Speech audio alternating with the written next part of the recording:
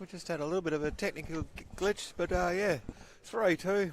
Gino's had a huge out early on for Gino fans out there. Finally starting to cue ball really nicely. Judgy just had a nice big win, and Steve Brett had a little bit of unluck early on. He had a big opportunity, and Clint came back and stole that frame as well with a really nice pot out. So it's really neck and neck, and it's anyone's game at the moment.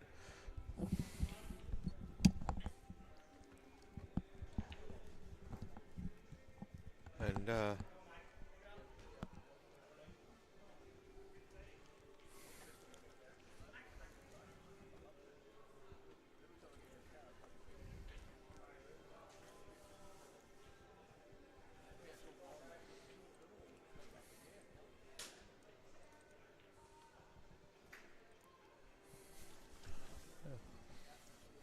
so I'll try and commentate Ron's at the moment. He was just looking to open up. I wouldn't mind betting that he's going to cut the one over the middle, but he's going to lose the white and come back down to pretty much where the white's going to be, or he may take the yellow into the corner.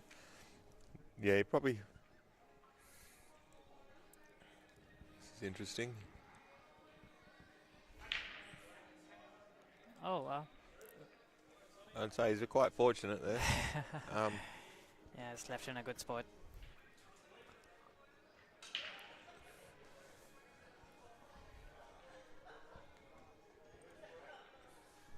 And Sonny, I think Sonny will look to...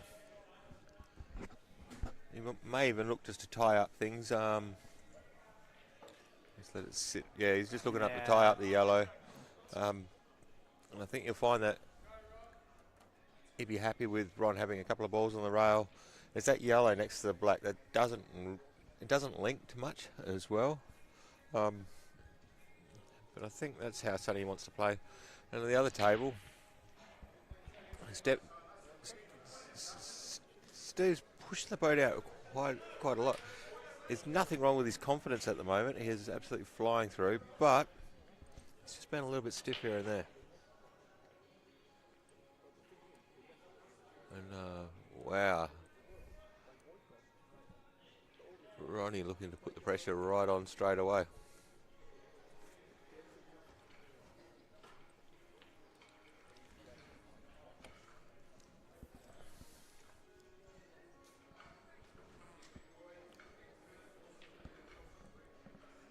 Two cushions, spit it out. Oh. Yep, they make contact. That's a lovely shot. Pretty good, yeah. I I think I wonder Ron will go for it now because he needs the yellow closest to the pocket on the bottom right to move the other yellow away. I mean, Gino. Oh, sorry. Yeah. Gino, sorry, the And other table. I would say Ron's here's... He'd like to be able to push that red onto the side rail. That's closest to the rail.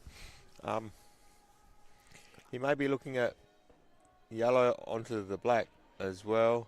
Yeah, I think he's just going to come up, try and... Yeah, he's pulled up a touch short on that. I mean, a touch long on that.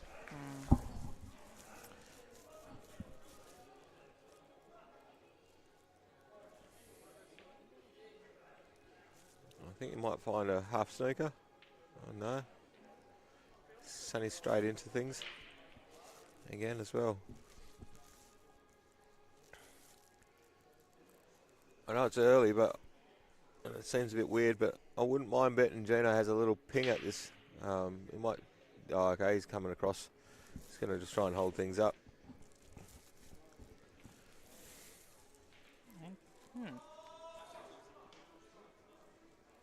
Is there any reason you wouldn't go for it at that point? Yeah, he was on the wrong angle to screw back. He was screwing back, he'd screw back into the full ball on the yellow that they were closest to, where right next to that red. Right, okay. Yep. And because of then the uncertainty of how things are going to end up, He's playing it safer. I would have gone for it myself, but this is an interesting one. He drops it in, leaves the white right up against the yellow. Oh, no way. Oh. and that's why you don't stuff around with the balls. It's true. Almost got it, yeah. I mean, that's why I would have gone for it myself. Yeah, yeah, at that point, yeah. Agreed.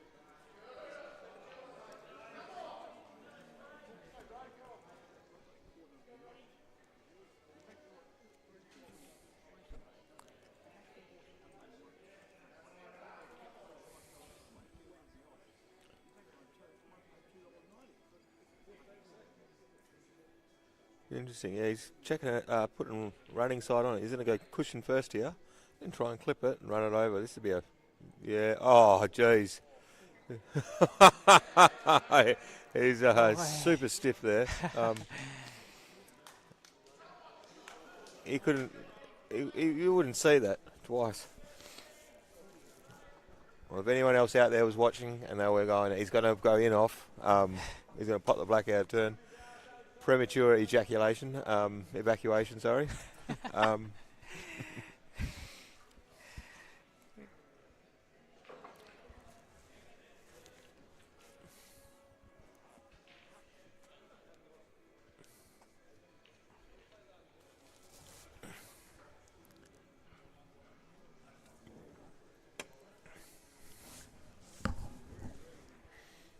Well, these are some really, really positive balls here. I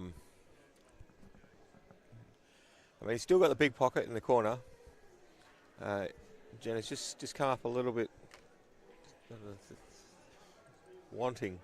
I'm trying to get the white, get through that wide. He could have got through the white a little bit further there, and he wouldn't be in this position.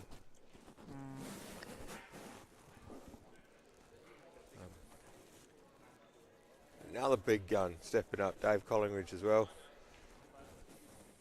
And this is a really good team. It doesn't really rely on Ron at all.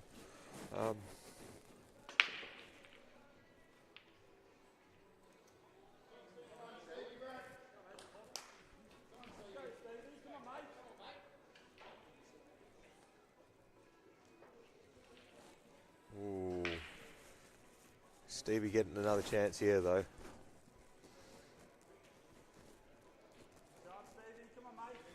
What a beautiful shot.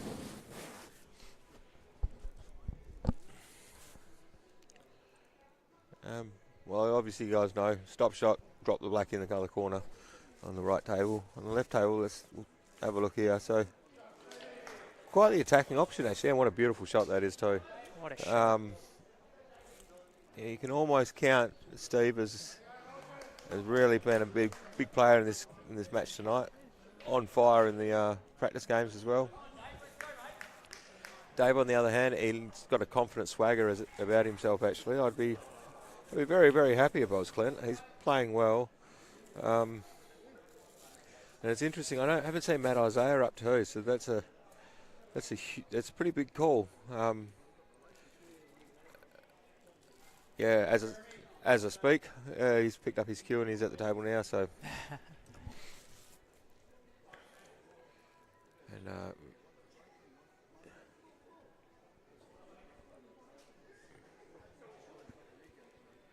yeah, it's a massive win, massive match though.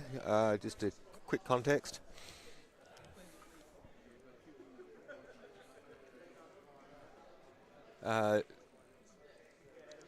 The Sharks have last week got themselves out of contention and leaving the Pool Sharks, Dave Collingridge and the Retrovision, Joondalup Retrovision sponsored team. And it's only left aside the Vultures. The Vultures do need a more than just a scraping a home win against the Pool Sharks. They do have the advantage. However, you can see it on the sidelines. We've got Dom Cosolito and a whole other who's who of W.A.E.B.F pool that's coming down to actually support and watch this big finals-like match tonight. All the players were here early.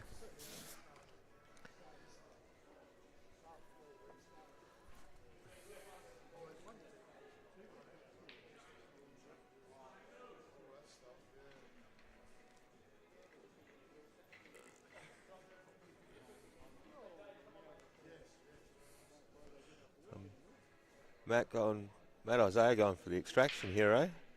Early. Ooh. Boy. Yeah, it's a big shot. I think he was trying to clip the hit that yellow though, and hold for it. But if he's gone to thread that gap, well done.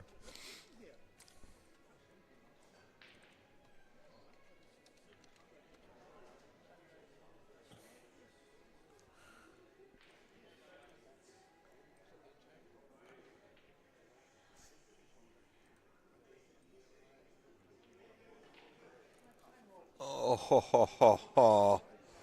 Yeah, he's tried to clip the yellow on the outside, push it down onto the bottom corner, and then come through and open up the black, I think, or actually come up the table.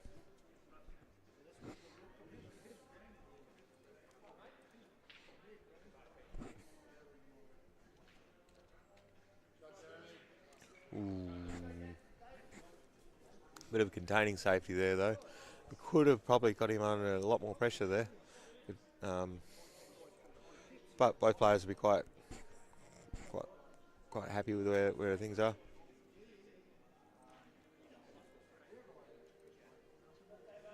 Ooh, I count that as an unforced error myself. There was an opportunity there. Big opportunity.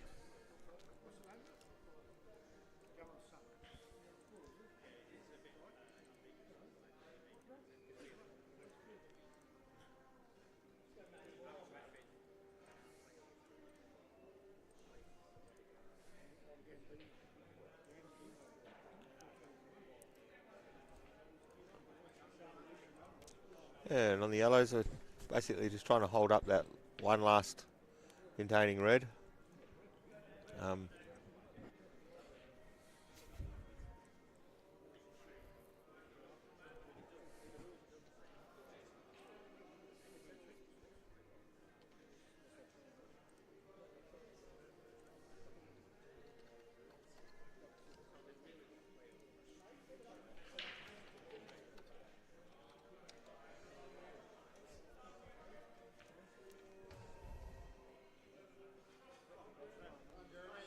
Yeah, it's not a bad shot there, leaving him on the Chinese.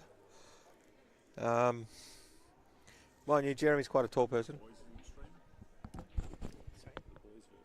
It's going to be live in 2 minutes. Yeah, thank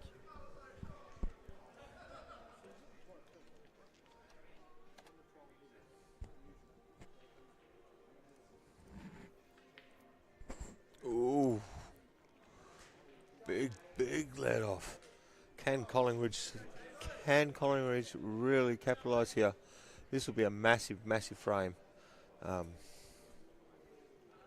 Especially after the Vultures have got the last 4 on the trot to give himself the lead too. This is a big pivotal moment. Looks like Dave Collingwood just decided that he needs to get Posy. I don't get this move. Yeah, I really don't get that move. Yeah, go game from there. Interesting.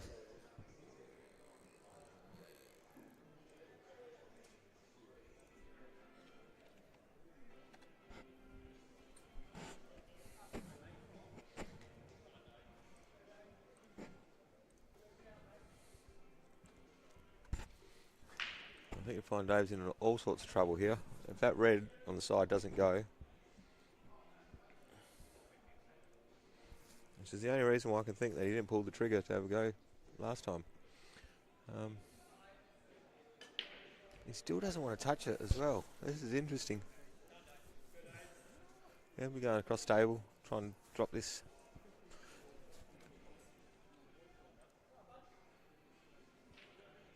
I can tell you now that's a good, very fortunate way it's come out. But, oh yeah. Here you go. You play that yellow that's closest to the white, and you run it down straight onto the side of the red. You kill the red across the table, put it down over the other corner bag. I know it seems risky, but Jeremy's not that type of person. He's more likely to play the odds. Even there, he could have punched that in with top right, banana underneath it, cannoned that yellow out the way and been on for a game.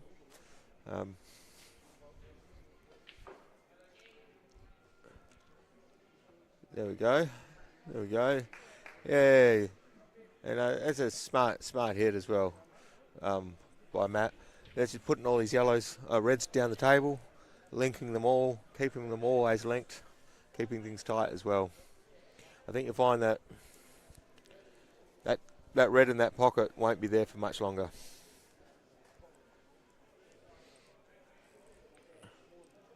And he's tied it completely up. Matt, as we know, is really good out of his snookers, but even this is super tough. 2 cushions, 3 cushions, come around and try and nest it all up against that red on the side of the table.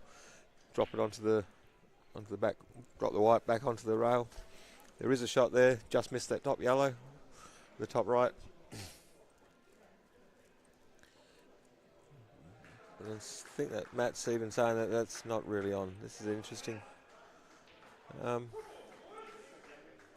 Here we go.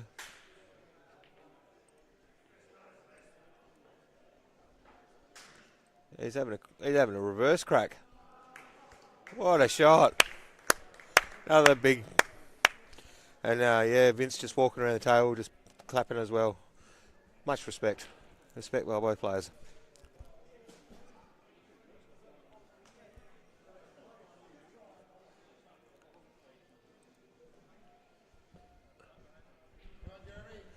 Collingwood just trying to keep Jeremy off getting a hand to the table. Take a linking ball off it, doesn't really link.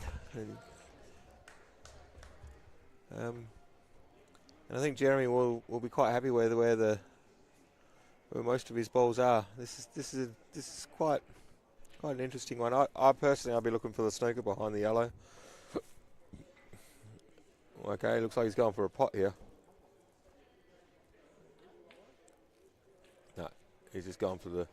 Yeah, that's why I wouldn't have played it that way. I would have played it with trying to go for the long double into the corner rather than just up and down and trying to hold. I understand why he done it, keeping all the balls together so they always link. But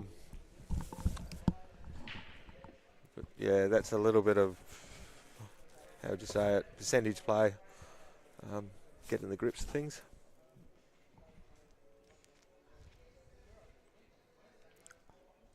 Oh, is he going to land on it? He hasn't. Ooh, yeah. It's a little bit of cat and mouse here from Jeremy. So just playing on Collingwood's patience, and just off camera you can see Jeremy's in right think mode. Really watching him, seeing exactly what he does here.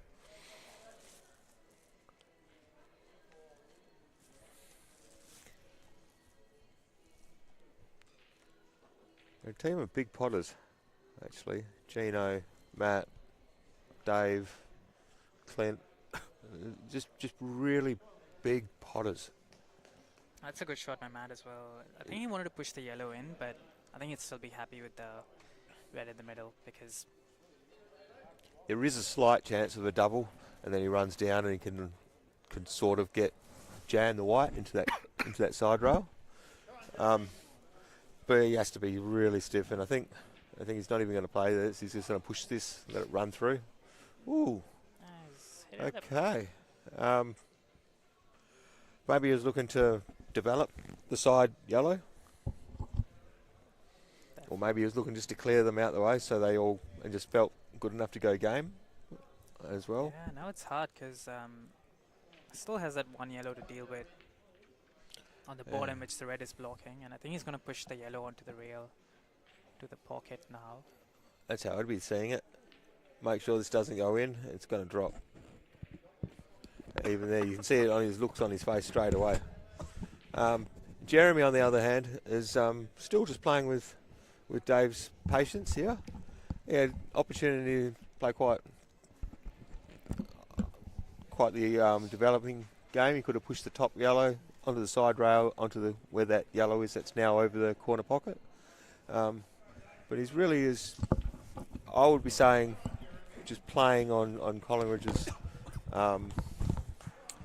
patience, and maybe even as well his tempo as well. He might have seen something a little bit early, and but then again, Gino had the big out against Jeremy as well, so maybe Jeremy's just trying to work his way into this match as well. Be interesting. I might have a little chat to him after this frame. What's your prediction, Jay? Who do you think is going to win this? Seeing Gino's start to the night, if I don't put a commentator's curse on him now, after I've done it all season, I'd say that swings it their way. That was the first 3 frames. Now I've seen a couple of really big frames as well, but Steve, Brett, Gino will be the key linchpins to this match tonight. And I wouldn't. It's a great shot. Yeah, It's a great shot. And Jeremy wasn't that long ago. He wasn't just in the final of another big comp as well. So there's some form being flown around as well. But I reckon he's gonna take the top yellow first, I think. if the yellow near the black goes, no, the top yellow, yep. And that's why, because he's going to try to land perfect on it. He has. This is interesting how you take this. Do you just take, he's coming around to have a look. So he's going to go middle. He wants to go middle. He might pinch the pocket just a touch. I think, see how much he's pushing into it? I think he just pinched the pocket just a touch there. It's a lot better shot than it looks. And Vince, on the other hand, he might be digging right into this and then trying to upset these. Ooh, that's always a tough shot, that. Yeah. That's well played. He's played it so well because he's made it safe and nice and easy. See how it just stopped for a moment and then rolled forward? It shows that he's getting good contact no matter what there. Yep. That's the key. Great finish. But yeah, it's a very, very smart way of playing that frame. I would have been wanting to attack a lot earlier, and Jeremy with the discipline showing. But you can only say that's a big let off as well.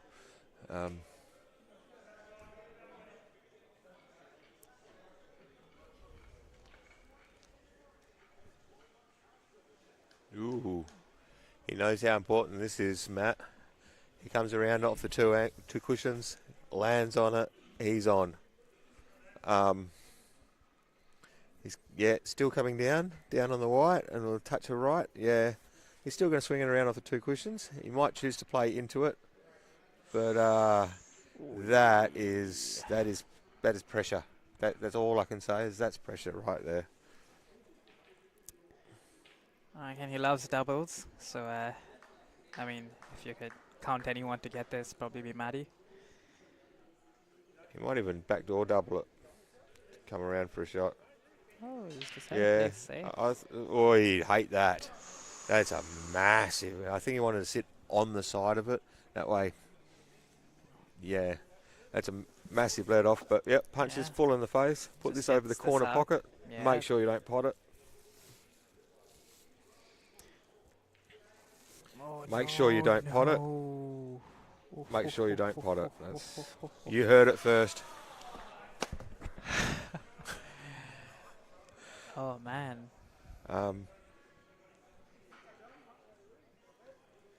Early days as well, but this is another big frame here. You got Ben Judge, state snooker captain, and Clint, the youngest captain for the WA stateside ever. Both up against each other. Equal on talent, these two. So, yeah. Matt, you are one extremely lucky. Alright, this is it. Ooh, it's not the easiest. Yeah. It's not going to be the easiest black, yeah. he should be jumping out of his skin saying, "You beauty." But you never know. And I wouldn't mind betting he doubles this. Good on you. That's no. Typical when you just double no. everything, you miss the straight one.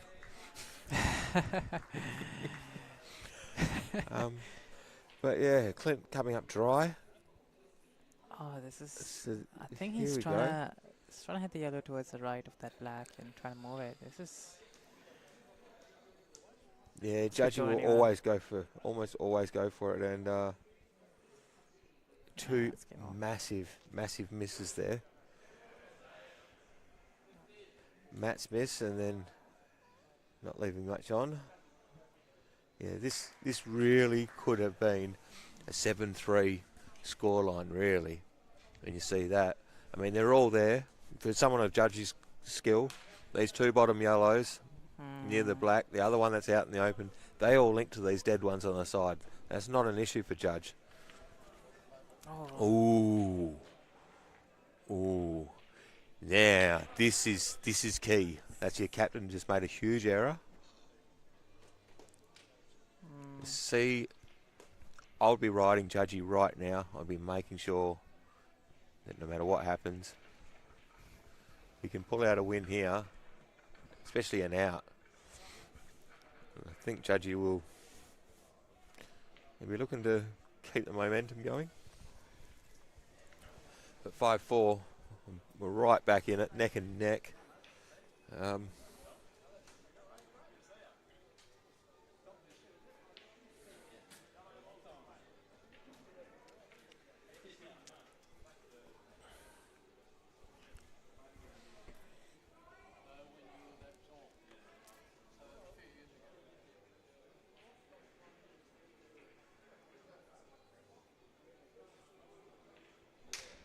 So I think Judgy might even just take the pocket here.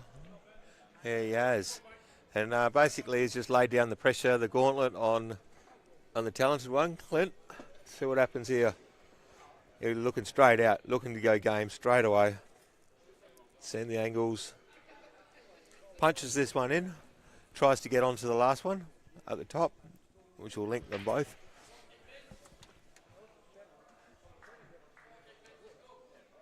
Or it is It's a great shot. He's. Yeah, it's the pressure right back on Clint now. on Judge, yeah.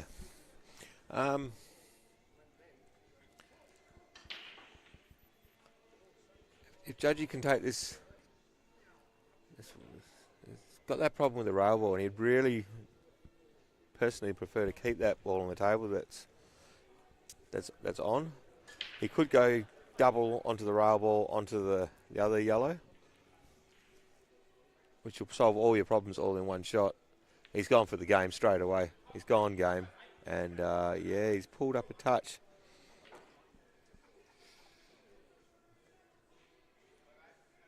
Very, very interesting to see. Look at this. The other table here is just sitting there just dry. No one's even at it. No one's even looking. This is the end of the round, and what a pivotal moment. 6-4, or is it going to be 5-all? I reckon that they'll probably choose to call a quick timeout or something along those lines as well. Let's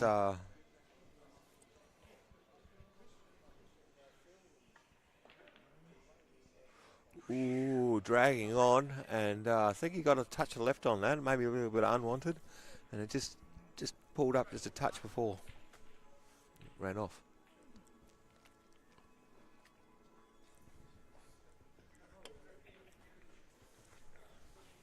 In some ways, you could say it's a touch fortunate that that red blocks the double. However, one really clean pocket. It's probably a quarter of a pocket, half pocket here into the corner. But if you can get on that, Judgy believes. He believes it's possible. He believes. Ooh, oh, I think he's really got away with that as well. To be fair, Ron just giving him a couple of looks as well.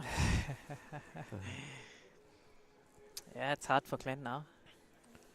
Yeah. It's Oh, mind you got two balls that go into the middle, so you can run the white off any one of those, and then make contact with each side. Once you've got these open, that will link to the black itself as well. The black's not that difficult. So, wow, whoa. it's huge. I thought that he might have gone the rail first with a whole heap of bottom and tried sucking back off the corner red. Um, he knows it. He's got some work to do. However, I think he was looking at the double there to see if he can bring the red this side. yeah, I think he's seen possibilities. It's definitely in a better spot than what it was.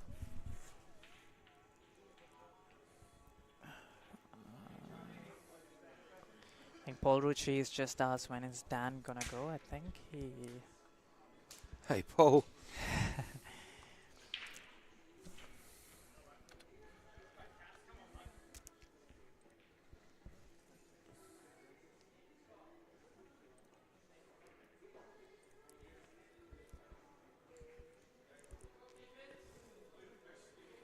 Yeah, I think Dan lost his first game, and then they brought in Matt Isaiah in the second round there, Paul.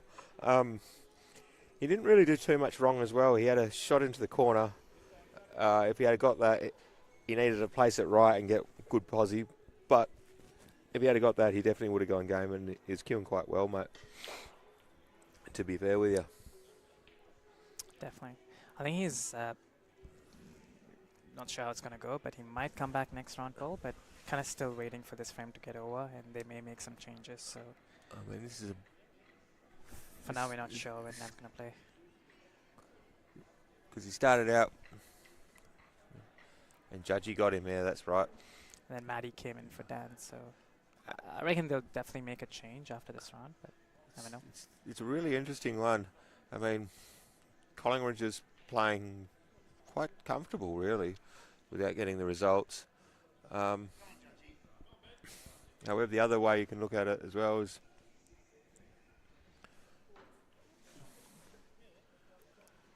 Yeah, it's all on here for Ben. yeah, I think I mean, everything goes. Ben is just a brilliant way of mapping outs. He rarely ever goes about it the wrong way. Some would say he favours a little bit of the top spin game more, and they could argue like there. Perfect.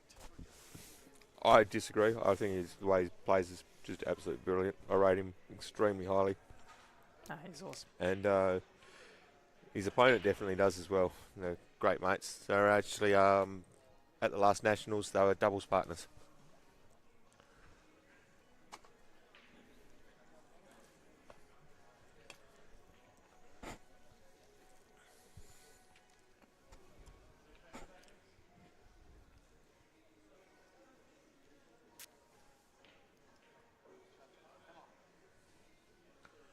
Yeah.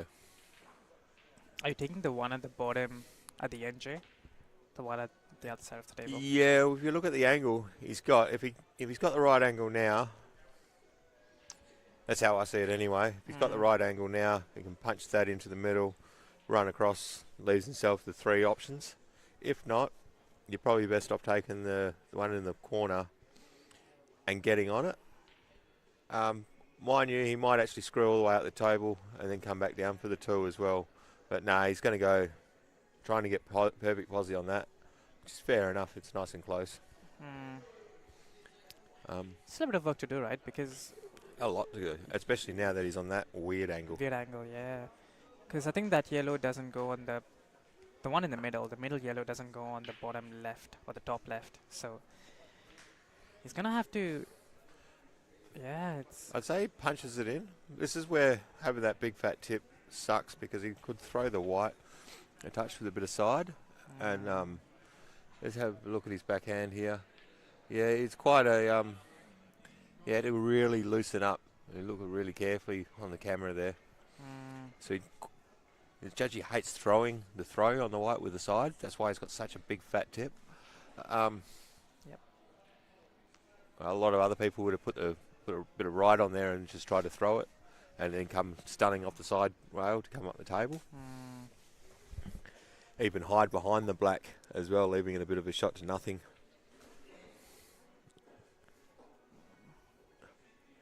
But,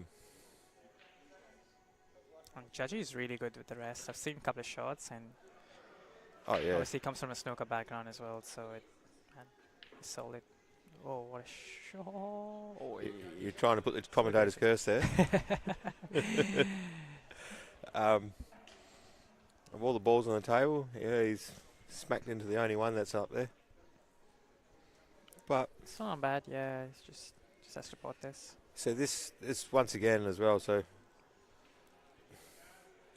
you rarely see Judgy get out of position like this, and it'll be interesting the way he comes through. I know Clint's definitely not sitting there groping and moping. He knows that there's a pretty big opportunity here. You come down with a touch of left,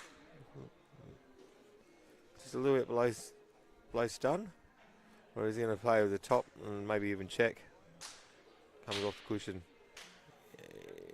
It's Judgy with a lot of confidence on that coming through. It's a massive black. This is a huge shot. But and you see him, he's quite a slow player. He's a methodical, incredibly methodical player. But have a look quite carefully, you know, that you find that it's probably about 25 seconds to play this shot to 33, something like that. I think he's waiting. There we go.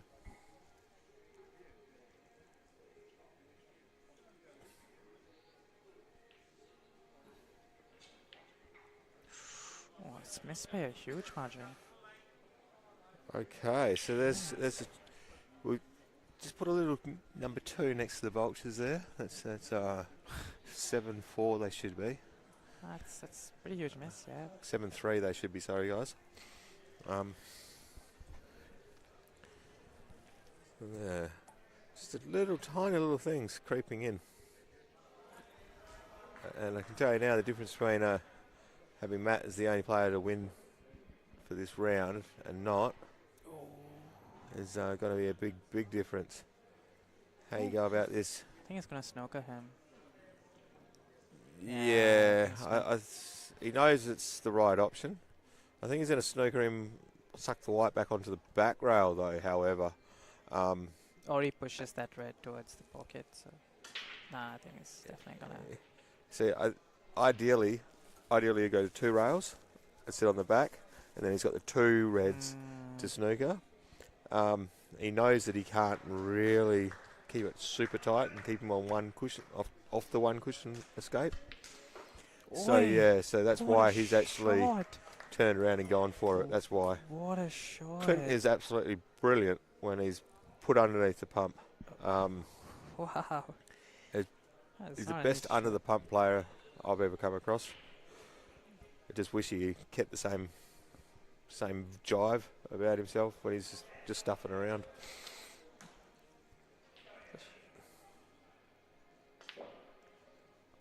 Look at that. See? Oh my god. Now have a look. This is... Comes down. You see, the other thing is Clint's timing around the table. It's quite almost unorthodox.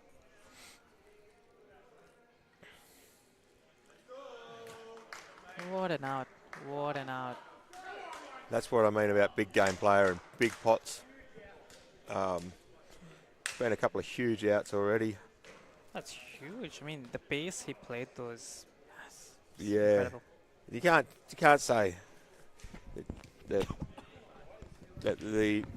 I like the way he played there, because if you put it on the back cushion, you're keeping him off middle ball.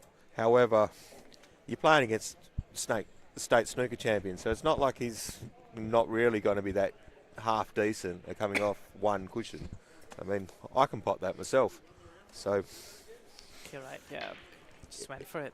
Yeah, playing the big shot into the corner was probably the statistical way has been the best way about going about this. Let's have a quick gaze.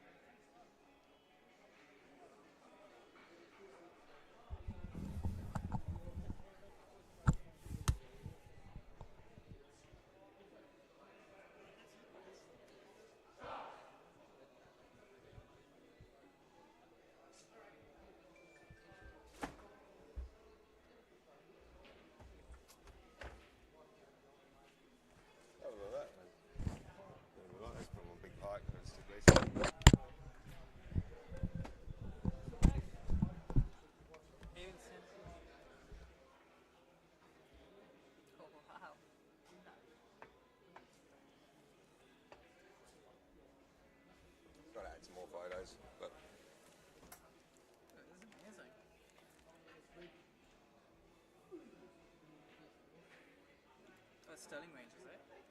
Yeah, and then Shane's Beach as well. And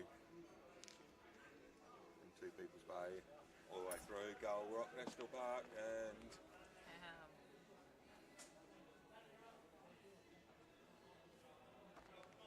not too many spots in the world where you get trees that are on the right on the ocean, you know, where the beach, where the salt water is. What's this? This is the same Two People's Way. That's over there. That's those rocks there. What a shot. Yeah. Fucking awesome fun, eh? It's like being a big kid in a Damn, man. being locked in to a fun park.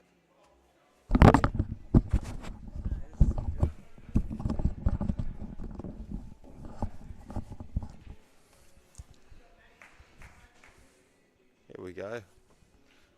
Yeah, it's an interesting one as well. That you've got quite a pivotal round here. So probably I'd classify it as the fourth most important round, the third round.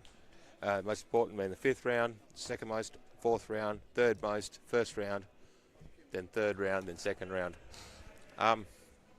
However, what we've got is your best player Ron, and probably up there as well as Matt in their side, and then on the other side of the coin, you've actually got Sonny, who's probably their number one player, or close to, up, and then you got Jeremy as well. So it's quite an interesting thing. On paper, you'd say this is one apiece here.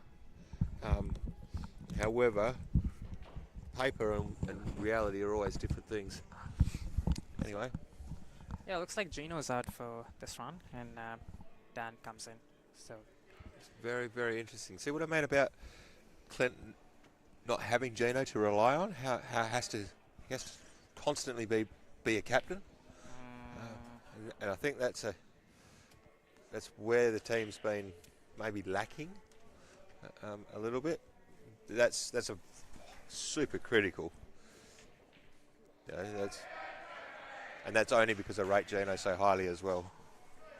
definitely.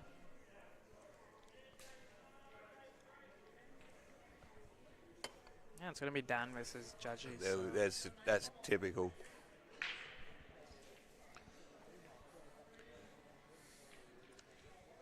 Matt looking for his most difficult ball straight away. Double onto the rail out. And we can come out here. He wanted to be straighter. He might have to put a touch of the right on this. I think he is too.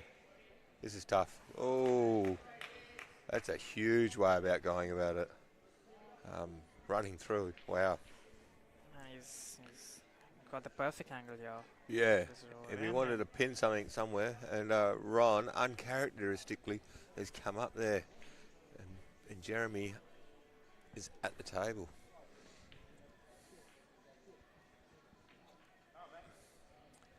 Oh,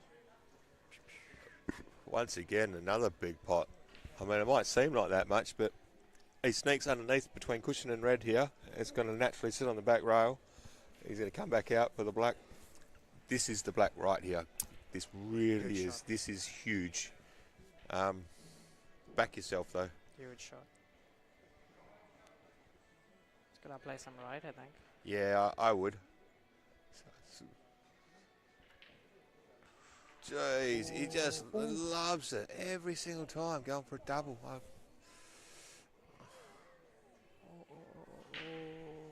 Interesting game now. And again, Sonny as well. Sonny will look for any statics way about going about this. So this is huge. It's a big frame here. And Ron, he's after an uncharacteristic miss, he's back at the table. I know Jeremy's tried to keep the pressure on. And I'm not too sure what happened there, how Sonny fouled. I think he's tried to push the reds completely to cover that yellow up the table. He didn't exactly look like he was upset, that's for sure. So I'd say that this yellow here is nearly impossible to get on. He might actually have to move something. He might have to redecorate the furniture. Yeah, it's not easy. It's a hard shot. Yeah, calling the interior designer on this one.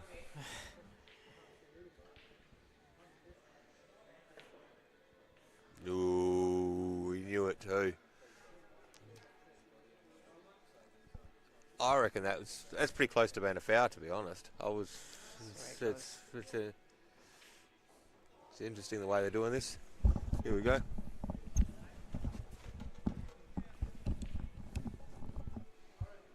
Yeah, straight into it. This is the art of being a good umpire as well. I mean, at this level, most of them know.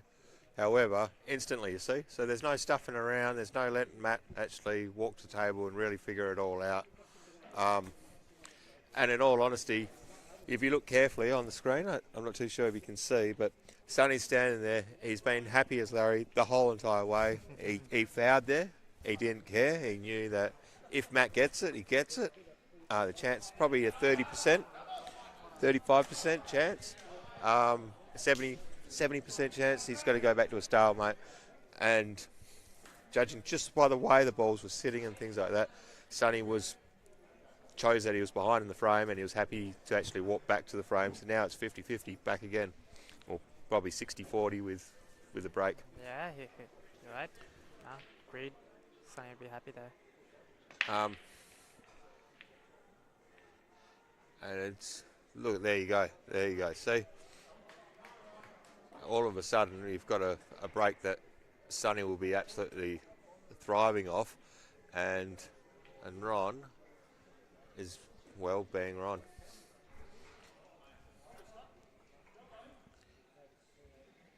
This is not the nicest shot. You could jack up and actually double it onto the yellow that's next to the red, next to the middle. Sorry, I'm not 100% sure it would really pot, but you're really giving yourself a huge chance to frame, or you're good enough. He's going to go, yeah, he might be playing my shot. Yeah, he is playing my shot. Oh, yep. See? And it's that not that it's going to pot really, but yeah. you know, he pushes it up the table. He's going to take 2 linking balls off before he can get to his actual difficult one. And he also has just played a fair bit of pool against Jeremy. He'll know that Jeremy doesn't like to push the boat out that much straight away as well, so he's not going to go double onto a plant.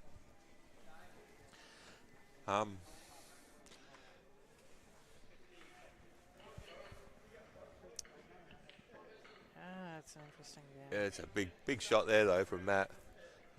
He's picked some angles, and don't tell me he's going to go for a double here. Well, that's the only shot really that's on, but still. Oh, he's got it. He's got it. That's a big pot. And Jeremy as well. He's gone for the pot and routine as well. Drops the one into the middle, gets on the 2 yellows that are close together, takes the bottom yellow off the rail, comes back up. Really, you should leave that side yellow that's up the top as your last potting ball, drop it into the middle, and just drop the black in. That's how I see the frame myself. It's just too easy to come off one rail, even 2 rails to pot the black in the middle. So go game. Confident queuing. Make sure you get through it. Make sure you get through it. Yeah, you still could have got a lot more through that white, to be honest. Yeah,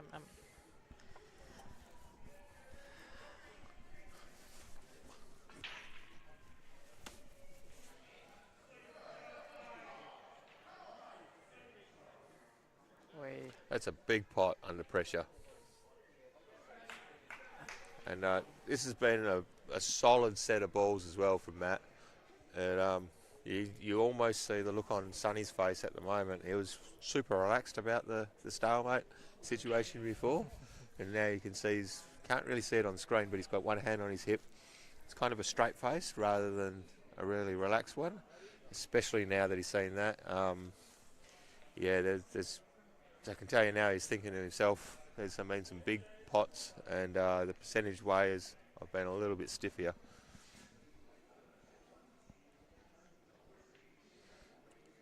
And Matt just drops it in as well.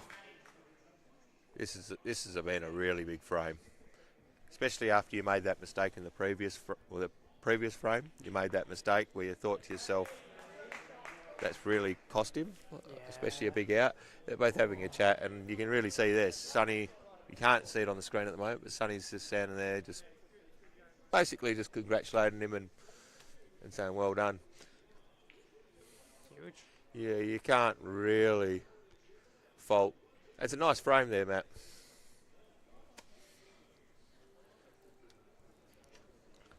And that's huge. So this is the Jedi Knight, Ron and Jeremy. Everyone's Mr. Favourite, junior coach, junior captain, junior everything. And there we go. And we can see it wiped its feet, tradesman's entrance. However, he's got the job done here. It's one big pot now. Playing it as a shot to nothing as well. He'll be leaving himself a little bit naked here if he misses.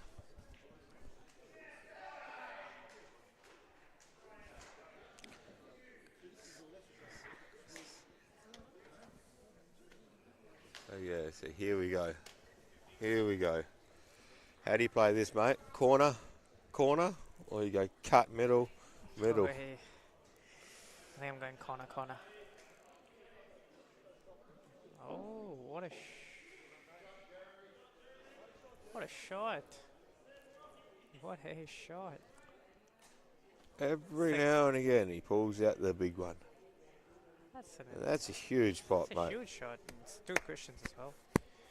Well done. Especially they played it like a cautionary sort of way and then was forced into it. That's a sign of a really good player.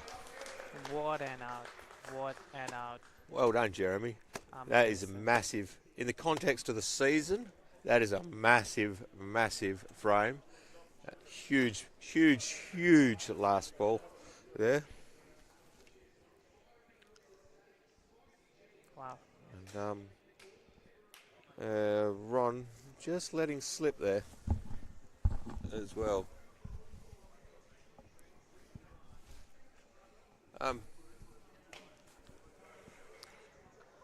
I'm guessing it was.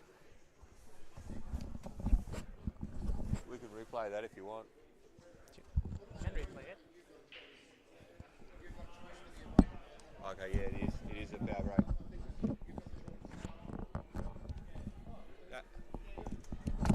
Just ask them if they want us to Making him break again. ask them if they want us to check the replay. So yeah, quick questions on the rules they're just going through as well, whether he's got a choice to either play from there or not. In these rules you don't actually have the choice. He's either can choose to make his opponent go and break again, or he can choose to keep going.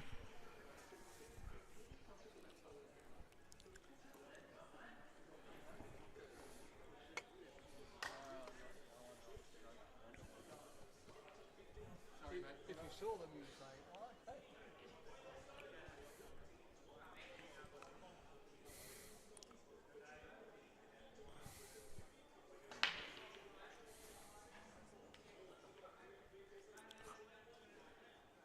And Dave has come up just absolutely stiff. 6-all, locked in at a piece. I think the Vultures need to win at 14, 11, maybe 15, 10, really puts them in the driver's seat. So that's why it's, even though it's early days, it's super important every little frame here.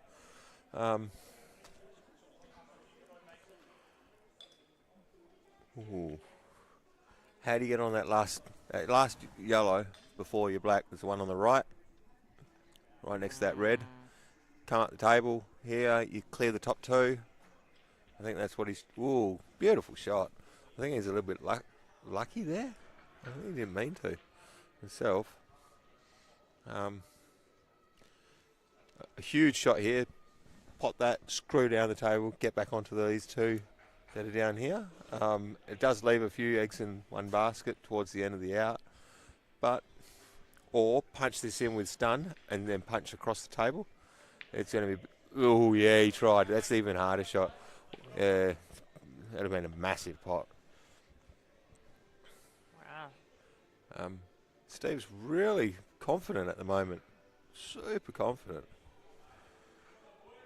In fact, both these players have been a little bit stiff with the roll and how things are going. And they're both flying around the table, playing overly confident in some ways, you could say. But foot on the throat the whole time. There we go. Oi. That's sloppy, mate. You're better than that.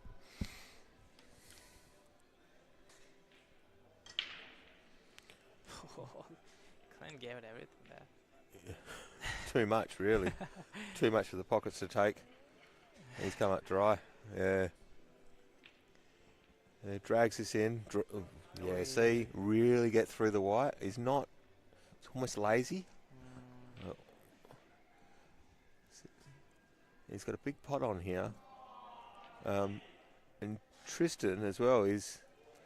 I think Tristan's coming to the table a little bit dry after sitting down for a while. I wouldn't mind betting that Sonny's actually pulled a bit of a wild card there. I would have had Paul Kane actually myself in, so it's an interesting one. Of course, Tristan's been his right hand man for many a year, but yeah, he's more of a bowler these days, and he's just come back from the Gold Coast on a big Australia-wide tournament.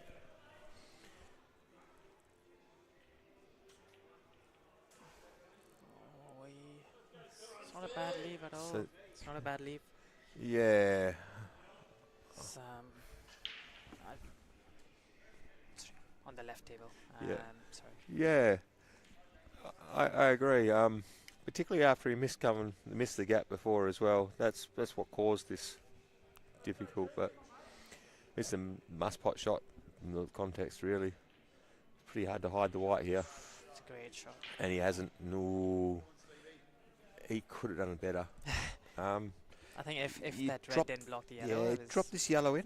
Yeah. Come off you punch it straight into the off the back cushion into the black.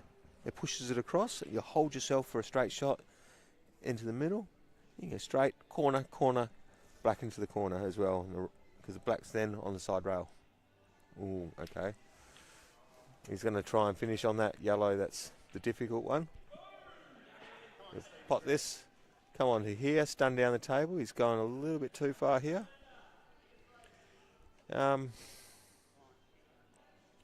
Technically, you could go yellow onto the yellow and then screw it, and then pushes it across, and then the yellow comes up the table. Up.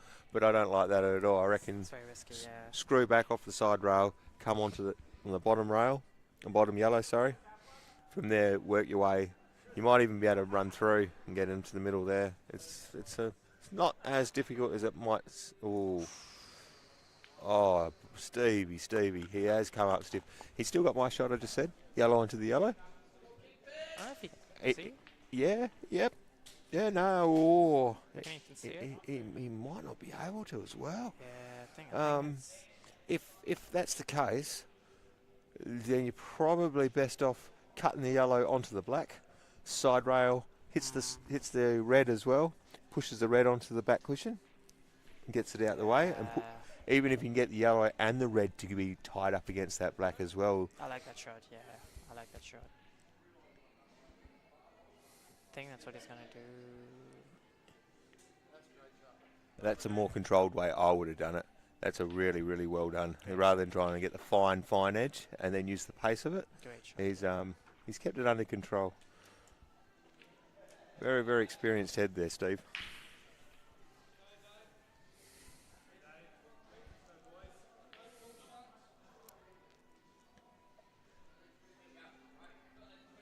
Clint, on the other hand, I'd look for him to, tactically he's very, very strong. especially when it comes to just keeping someone off the ball.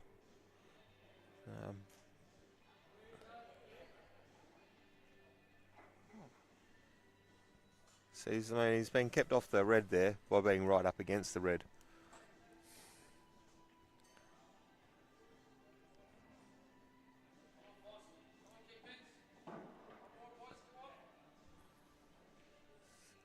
So now this is, here you go, for anyone at home that wants to call out.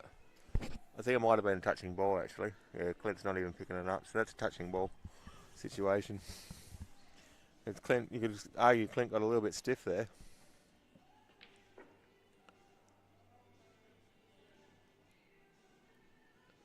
Wow.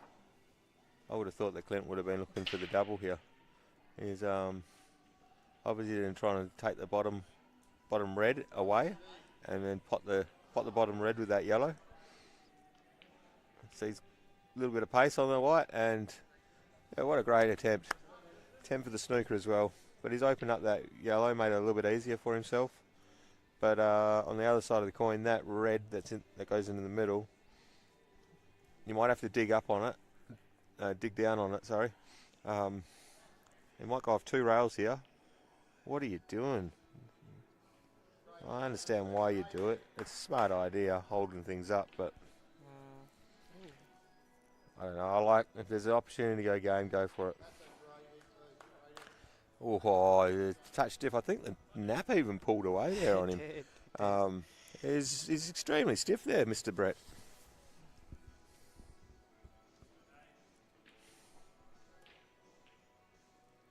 And see, there's the fact that the red goes so well. Mr. Collingridge comes down and opens up that black straight away.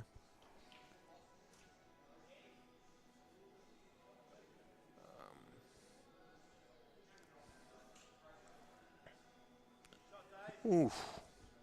That's a good shot. It is, yeah, it is.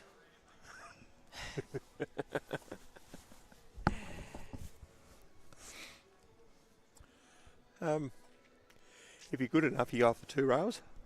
You know, top rail, side rail, you come back down and you push that yellow that's right next to that red onto that red so it covers it. All right, or you get it so it gets the side of that, the left-hand side as we look onto that yellow, and you actually give them the snooker as well. Extremely difficult, but such is life when you're in a snooker. He's tried going for it. Wow, he's going to play it like that instead. What a shot. And once again, that's the experience of Steve as well. That's a lot more percentage way about going about things. It's keeping the pressure on. Might not be good enough. Yeah. But if there is going to be a mistake here, you can say Steve's right there to capitalise. Yeah, this already is not easy for Collingridge because I mean, he's pulled up short there. he's pulled up short, yeah. And leaving himself, leaving a few eggs in it. He's leaving a few eggs on the basket now. He's going to be long, and it's a little bit of rail ball. Seems to got this. Yeah, he's odds on to go out. However, in a big situation, that or the black over the jawing in the middle, and that's what happens, Mr. Brett. He's put himself in the best chance of not just throwing the frame away.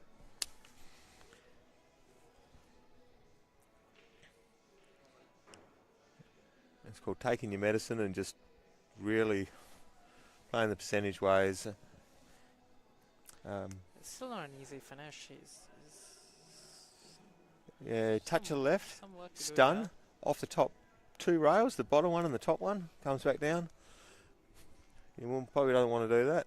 Or, you never know, you might just drop onto this and just let it sit there.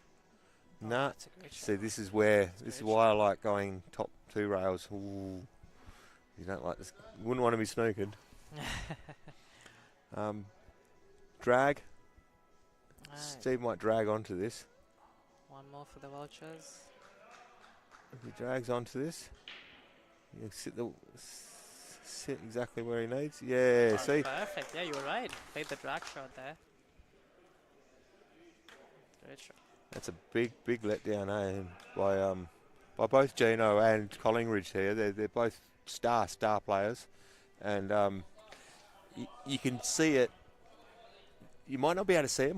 It might be invisible, but there's no way in the world you can be as confident and as experienced a captain as Clint is, and not feel 2 or 1.5 year players gone missing. You see it there with Ron Kelly as well. I think the scoreboard and the situational pressure was more the reason why he missed that out against Jeremy as well. There's tiny little things, but that's what happens when you feel like you've got the team on your shoulders. Agreed. You see there's a slight difference between round 1, 3-0. They've just jumped out of the blocks, and now we come back. But I'm glad to see that Clint's actually put Dan back in as well. He definitely didn't play a bad frame in the first one, and I think that the situation deserves him to be coming in at the moment as well.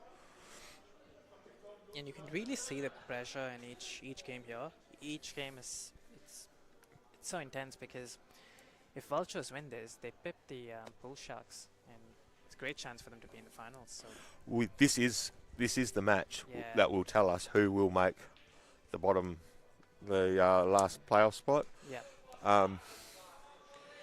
And if you've got a team with your state captain, that much experience, you've got one of the state snooker hall's owner in your side, multiple players that have won everything. There you go. Nice That's tight rich. backhand on the break there. The white's come off the table. It's another fine little example of just the pressure on each frame, almost each shot. And you're playing against the state snooker Yeah. champion as well. and this is all on. That it's gonna go yellows here. I'm pretty Oh, yeah. certain. I And, would. He can put yeah, it it's all anywhere he on likes. anyway, yeah, it's Black's the hardest ball. Maybe the yellow in the middle of the table's the hardest ball. Interesting how he does it. Straight away. Straight away, you're right. You were right. It's yeah, it's Takes that one, runs through a little bit. Or he might screw back. But I'd say he just drops it in. Maybe a little run through. That's about it. Yeah. He's come back. I think he came back to actually put that yellow into the middle as well. That's your second hardest ball, or the hardest one to get on an angle from. And now he's readjusting, and it might even be his last ball, to be honest, as well. He takes the middle to corner, to middle, black to the corner as well, to the right hand corner. Or you don't lose the white. Yeah, you take the corner ball, runs through, takes the other one far out. Judgy. You're coming up short twice now. That's unlike Judgy. yeah, he's made life harder here. What a brilliant little twist and shot, flicking 3 balls on the way through and leaving Clint not much. Wow, so this is interesting. Clint's decided, just by the way he's lining up, he's going to run the white off their yellow, try and snooker in behind or pot that yellow at the top of the table and open up the pocket.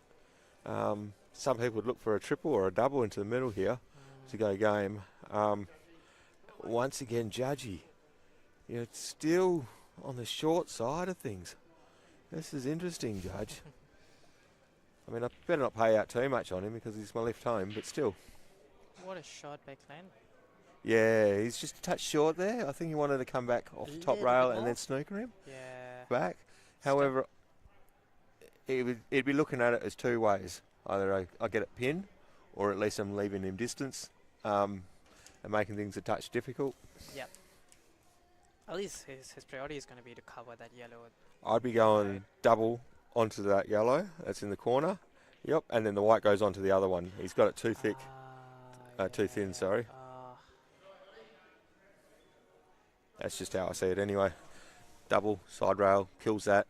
White pushes across, pushes into the red that's on back rail as well. Mm. Puts over the pocket. If it pots in, you game.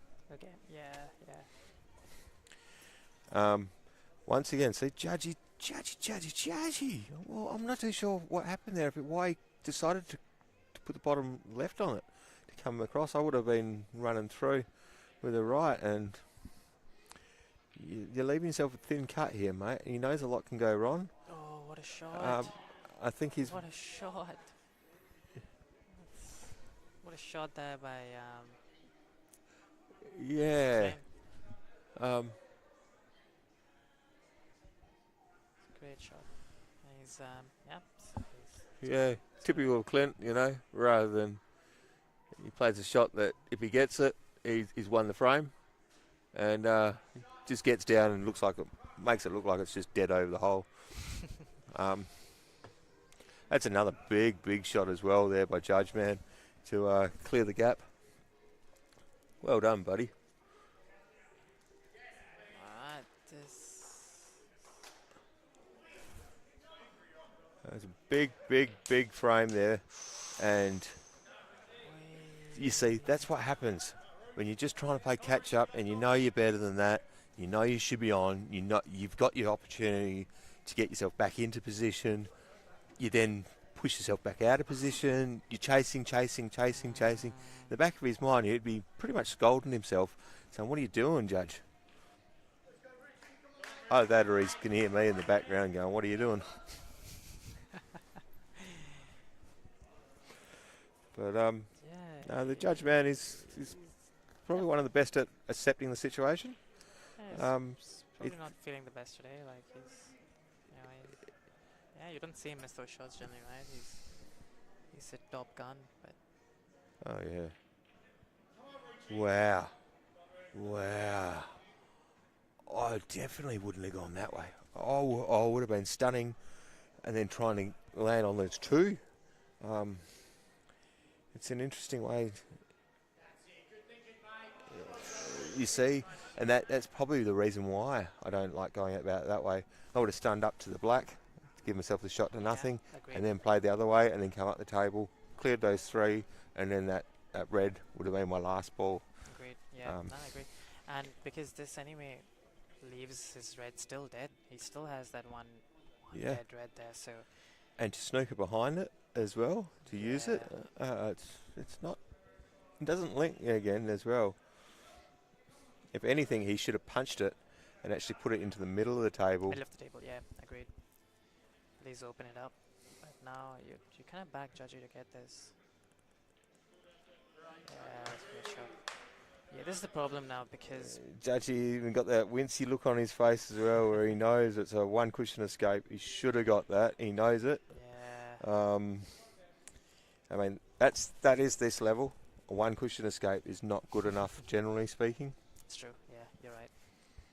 Yeah, so Dan has a chance to get this. Oh, that's a great And that's shot. why. That's a great shot. Okay, if there is a chance, a lot of the time it just happens. You think that it might happen. Whereas, say, a Wednesday night pool, you kill two of his balls and you think there's a 75% chance I'm going to win the frame here. Here, you don't even get to walk back to the table. Oh, jeez. Massive commentator's curse. That is, On. no. He's, yeah, see how he's really has to get Just close to it. squeeze It does go just. Oh, it does. Oi, oi.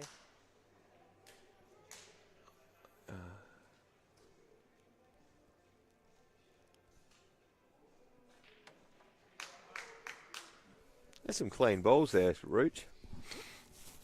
Alright, this is it. He's gone about this really, really well. He's picked up his queuing game anyway. I like that control. Yeah. It's a shot.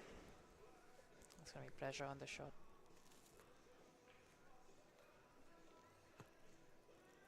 White on the side rail, on the bottom rail, sorry. Yeah, see, I don't like that. See where the white is? Right there where the D is. He's leaving himself a shot as well, so Be interesting the way he put a lot of eggs in one basket there. Let's have a look, see how they. And this is huge.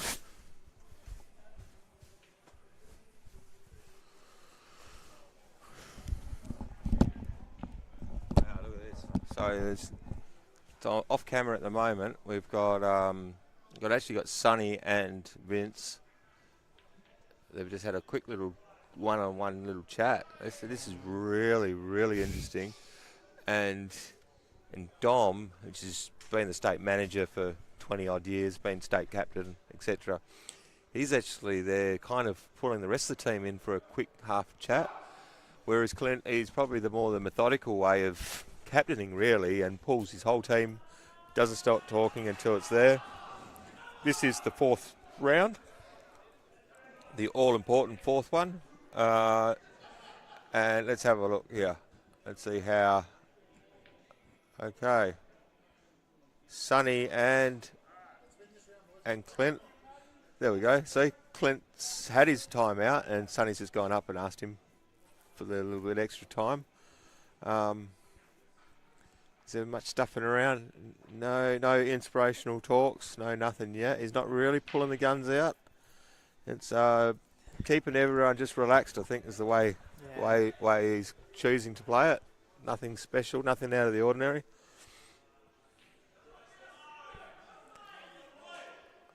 There's been some big frames here. I mean, what a time for Jeremy to come in. I mean, he's been playing well today. Gets this game, gets them to 8 all. This has been another big facet of the way Clint's probably captain as well tonight. You've had 3 timeouts, quick team chats.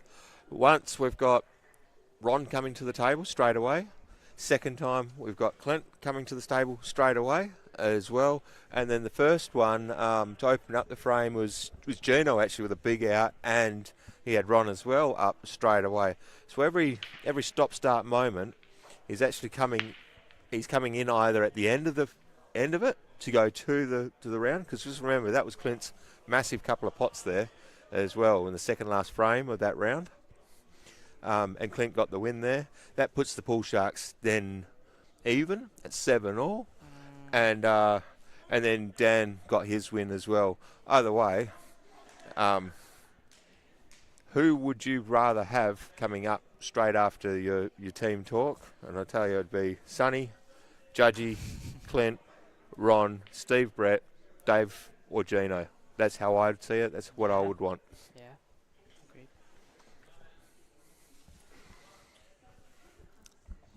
Back. Here we go.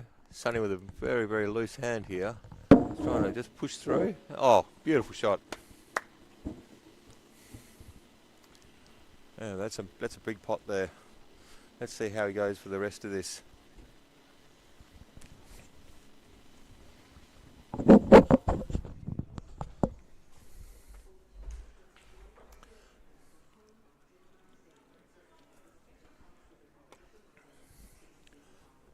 Here we go. So, is he going to make the distance? Is he going to make the distance? Oh, Matty, crucial error at a big moment. And the big match player himself, Sonny, is he on it? Clint's having a good look as well. It's interesting. How does this frame pan out? I think he's got posse. Just judging by Clint's look.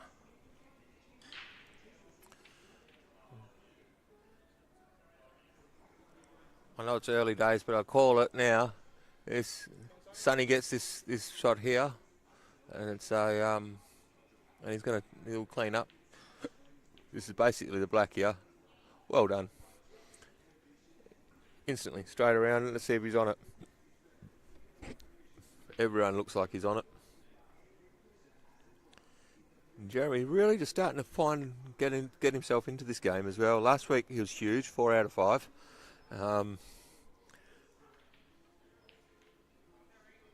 And that's a big shot there as well. One more cracking pot. Or good white ball. That's all over. However, on the other side of the coin, we've got Jeremy as well.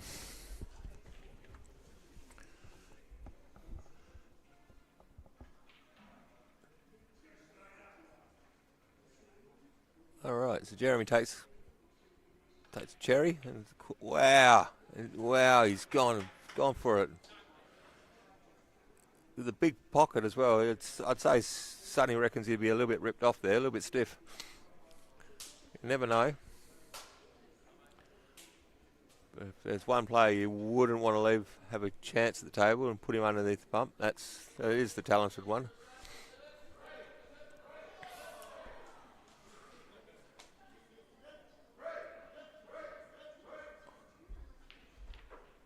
Yep, there we go. Playing the. So that's the shot I was explaining before, where Judge where he was looking at actually just tapping up, and he knew he couldn't tap up against Judge, so that's why he played the big shot. There is the reason why he could play, because he's keeping him off the one rail escape, and then the two rail doesn't allow the pot as well. Here we go, one rail for the pot. He's going for the pot there, I'd say.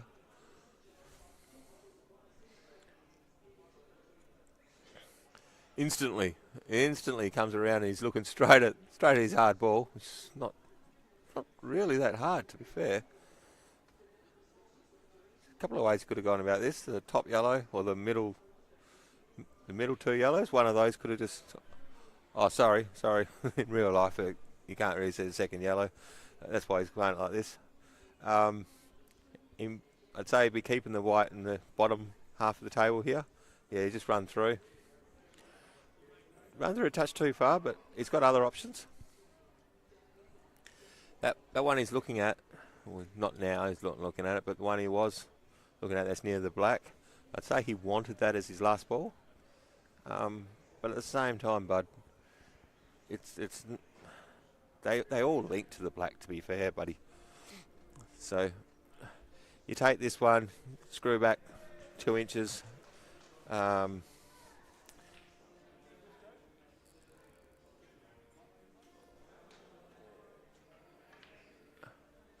Jeremy's caught himself a little bit wanting there. It's a pretty big shot, but he's good enough. All he does is drop this into the middle, leave yourself a cut on the black. If you go too far, you've got yourself a double.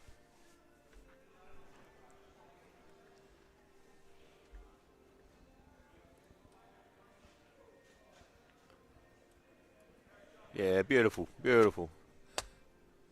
And that's the power of the drag as well. You drag and you just let the drag take off just before you get there. Everything, all the momentum, everything that's left in the white will transfer straight onto that ball, and that's how you get that just moving down pocket weight, back control.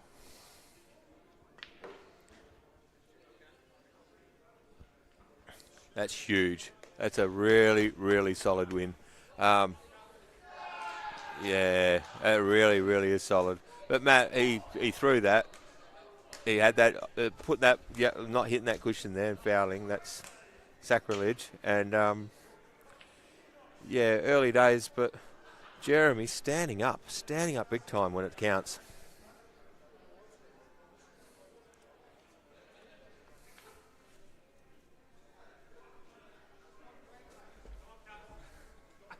Sitting down.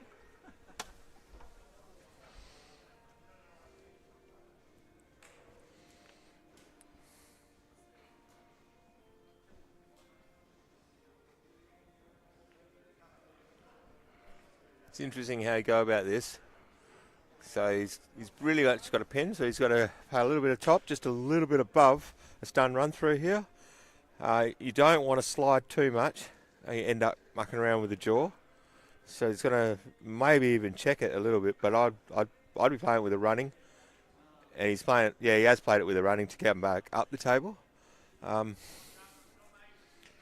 This isn't an easy shot. He's just going through his paces, and he knows what he's got to do.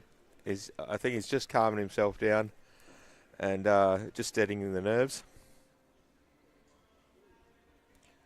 So you notice something about Clinton. He's got his hand at the back of the cue almost all the time. I mean, he's a pure talent the way he plays the game. He just gets on the balls. He doesn't stuff around too much. He's the only person I know never to really practice snooker and then be able to rock up and be hungover and win snooker tournaments. It's just that style. But yeah, he's really putting his presence on the match. I had a little chat to him earlier in the match, and he said, "I'm not giving away any of my secrets tonight. I'm not going to tell you nothing, but I've got this." Were his exact words. He said, "I've got this. Don't you worry about me." And then he gave me a little wink. So I had a funny feeling that Clint had really rocked up to play, and he's just that type of player.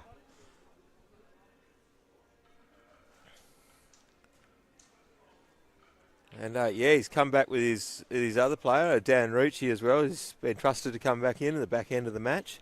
This is some confidence being shown in Dan, and it's great to see. A little bit of a pivotal moment here, 9-8. True, the scoreboard suggests stir, but yeah, Jeremy's on fire. Vince has been far out. Tristan,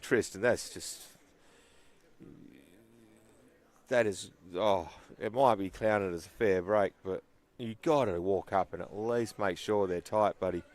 That really is something that you've got the break, you've got the opportunity, you've just taken yourself from being 60% now to down to about 40%. Oh, he should be livid.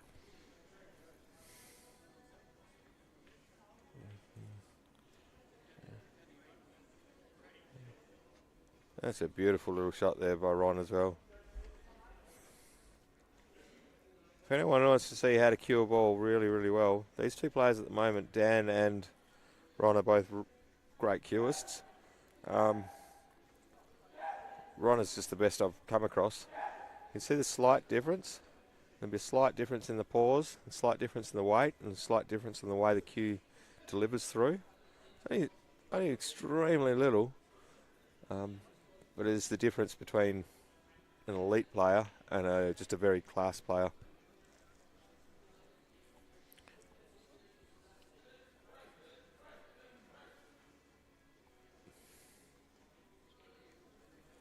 And Tristan getting stiff there, to be fair. That's why none of the boys have yelled out great shot or anything like that.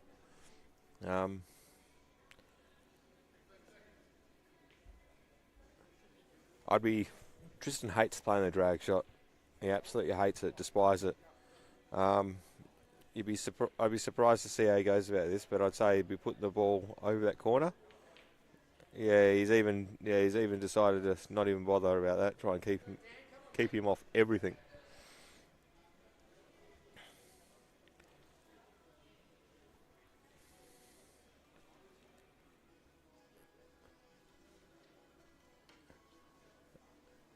I don't think Tristan would really mind, but he was a bit of an average player, and then he really put the work in a few years ago. And the man on screen at the moment, Ron, he's basically went through a lot of what is safe and what isn't safe, and that's why you'll see Tristan really tie balls up more than just your average player. That's why he's a super tight player, never gives you anything to work off, and he almost would rather you make the play than him make the play. Wow, another big pot there by Ron. Wow. If it's possible, he's doing it. Be interesting how he goes about this, actually. You could stun up the table, get on that red and try and play the two baller, the red and the yellow here. Gets that, he will go game. If not, he might choose just to glance off the red into the yellow, comes off the side rail, back out. He gives himself the real pain snooker, the really difficult sort of one. Even if you pot ball out of the snooker, you're not really on anything else. I think that's what he's just weighing up at the moment. Wow, he's not even bothered. He's going to just screw off that and leave him nothing. Okay. Yeah.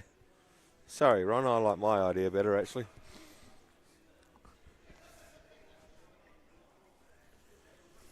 because he has left, he has left it on. Big time pot. Pot's this, pot, you've got yourself 2 balls, they link, and a ball in the middle, you can open up the black. You will be leaving your eggs in one basket.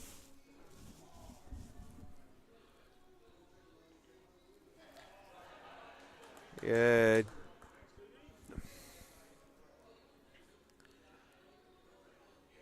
I think that last frame that Dan won, I know it's a bit harsh to call someone a confidence player, but you can just see him at the moment. He's got a little bit of pep in his step. He's walking around the table,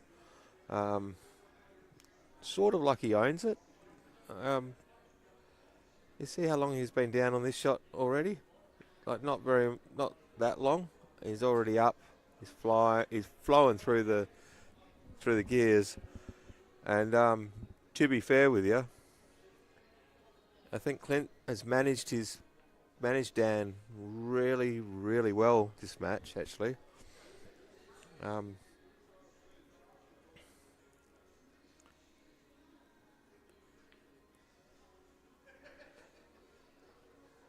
It's such an open match. I can only really see two and a half people with their hands on their hips. And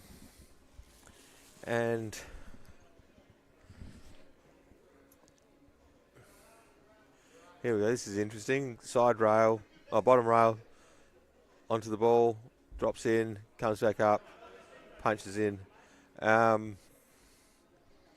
Tristan will not. And I mean this. Tristan will not give him a chance here.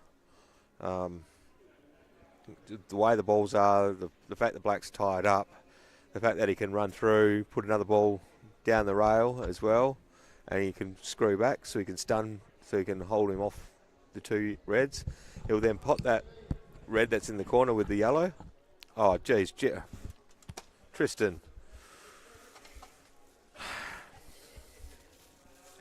There's a commentator's curse. I just slapped it all over him. That was terrible.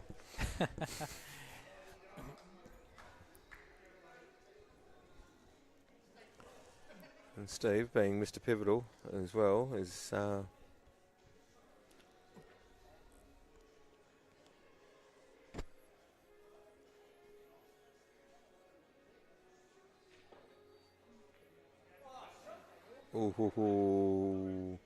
just off that. He got into it just a touch more than he wanted to.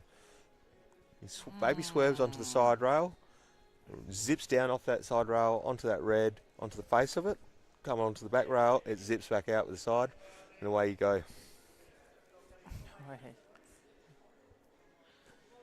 It's tricky for Dan. Yeah,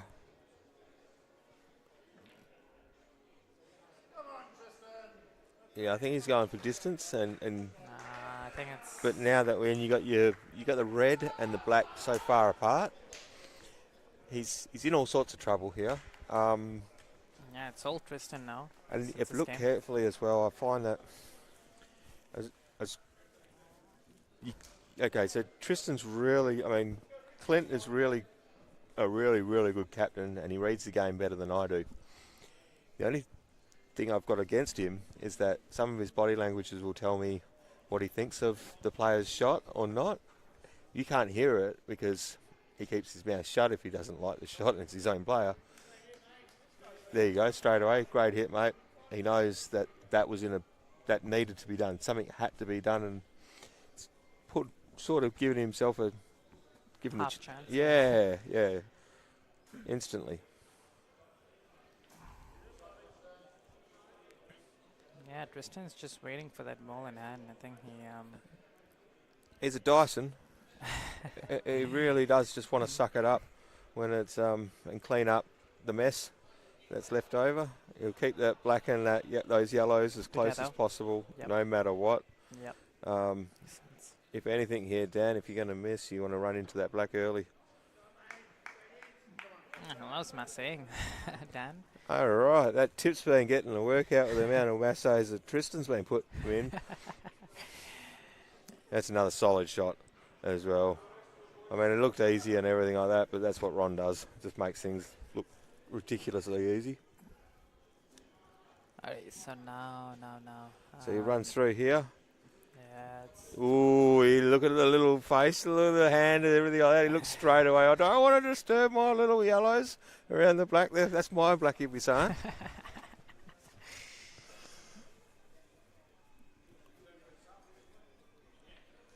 Oh, big time. no. Big time. Oh. But look Alright. where it is now, that yellow as well. Stevie, you've got the chance to play them. Be that star. And he is. He's a grand player, Steve, as well. I expected him to get that, to be fair. I know he had to check it into it, and that's why it didn't quite grip. Oh, what? Wow, Ronnie, I like to wow. just show us that you're human, eh? Oh, wow. Come on, Tristan. How's it going to end up here? See, someone like Tommy would be having a look at taking that yellow that's right next to the black here. He knows he can run through and leave himself the yellow into the middle as well. And it probably is in many people's eyes, that is the right shot. However, this here, ball over the bag, in or over. And Tristan's actually got to play the smart way to go out. And Steve's just spotted on the other side, so Well done, Stevie. huge. That's from where you are, you almost classify that as a touch of fortunate. Yeah, that is touch of fortunate luck, to be fair with you. Yeah, he's just massive shot. what a huge shot, and you said the side actually help as well. Let's see that on action replay. Oh, oh! Now that's two big blacks that Steve has gone. For two big blacks. What a shot.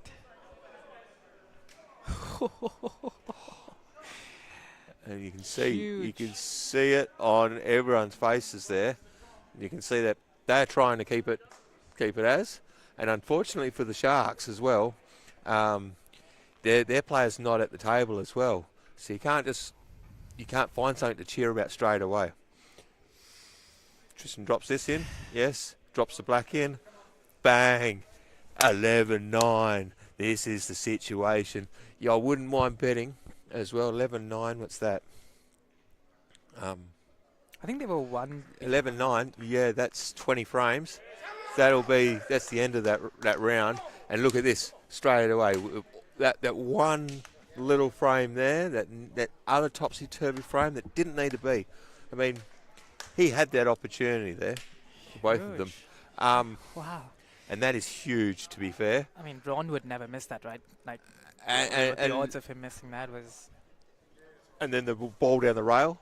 Yeah, and the two shots just after. to swerve around, Two shots. and hold it. What a shot. Picked up the black. Massive shot in that black. That's incredible. I mean, What a finish. I called it nice and early. I said that Steve would be a massive pivotal player for this side. I find that he's a brilliant player, and he's just so methodical and mechanical even. Getting that tip with that cue nice and close, just gets through it almost exactly the same way every single time. And if there's going to be a little bit of a momentum swinging situation happening as well, Tristan's also at the table, and he didn't. You can see the way he went about that. There is probably the least entertaining way going about it. However, it was the best way about keeping the odds in your favour. Definitely. That's a huge pot in there, Steve.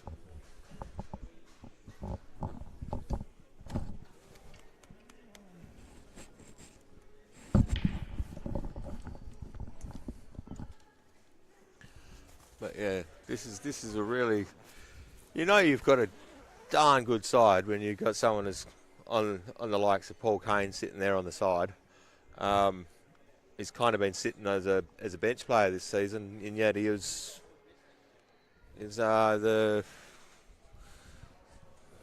one of the comps at the Nationals. He came up in the semi-final a couple of years ago. Masters state player. Tristan, another ex-state player. Jeremy, ex-state player. Vince, state captain. Sonny, ex-state captain. Been there 1, 2, 3, 4, 5, 6 players in their side have all played in the state side. Except for Paul, who's played in the Masters. He was never old enough or never really young enough when he came over to make this the men's side. On the other side of the coin, sorry guys, yapping away, but Gino and Judgy are up. I'd want Judgy to be up really on paper, but this man here, Gino's, you can really tell he's been working hard on his balance and his stance. Just getting through just there, you can see it there. Really, really nice high elbow.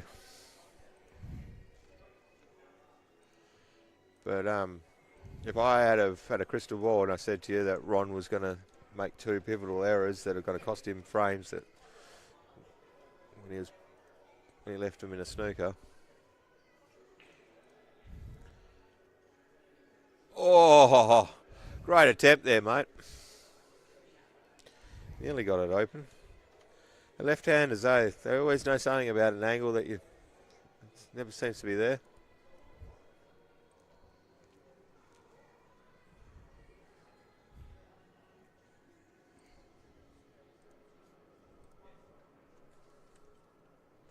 What's the score on the other one? 2-6, I suppose. 15-9. Sorry guys. If you wanted to watch that after, I just screwed up the score for you. Everyone's done it to me over the years. I know exactly how you feel. So sorry guys. Another big pot there as well. And he's left himself on it. It's interesting though. Is that... I've got a funny feeling he's digging himself a hole here. He pots the one in the middle. Isn't it 11-9? It's 10-9. I think Vultures were 1 behind, so it's... Okay. And then now it's 10-9, yeah. That's right. This is interesting, hey? They've gone... They either come out of the box after a meeting and just absolutely fire, or they've been found wanting. Now, this is really interesting. Maybe he's thinking put the red over the corner, it blocks the black.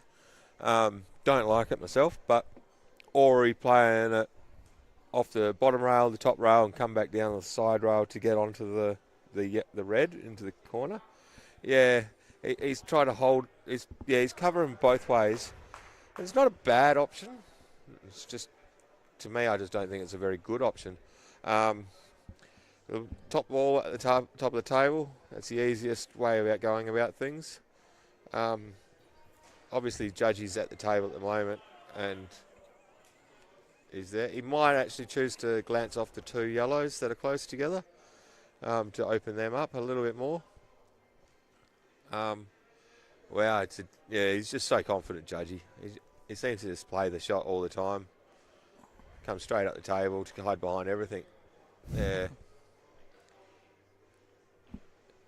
I think Gino's thinking, cover the black, gives me time. I go on the side rail onto the red. That'll open those 2 up. Judgy then puts him back in a snooker where the white is again.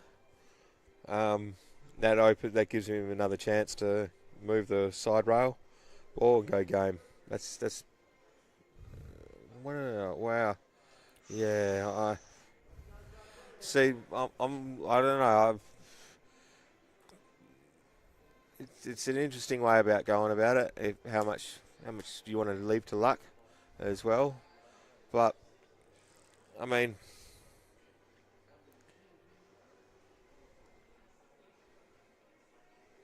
yeah. How does he go about it? Judgy's having a look. The obvious way usually would be to take that ball that's covering the black. Judgy with the snooker background, he'll probably run through here. Pool player probably screw back. Oh wow, beautiful shot there, mate. What a shot. To hold it. I think he's caught him on the side rail as well. Instantly, Gino's come around to have a look at that angle on the side. If he can hold him off the one cushion escape off the side rail and doesn't let him punch it in, be really interesting. He'll have to dig in.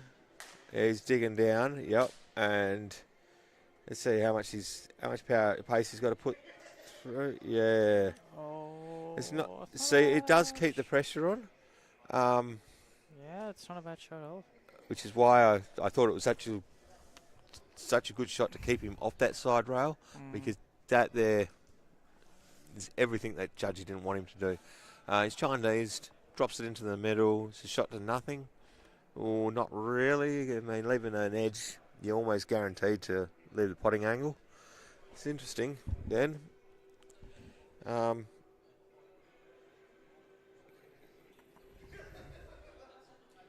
But yeah, I mean, when you can pot like that, I often wonder why anyone would even bother to think about snookering, and that's probably why you hardly ever see a defensive shot from Judge. Big fat tip, Chinese over, just pushes the cue through, lets everything else do its job. It's yeah, good on you, mate.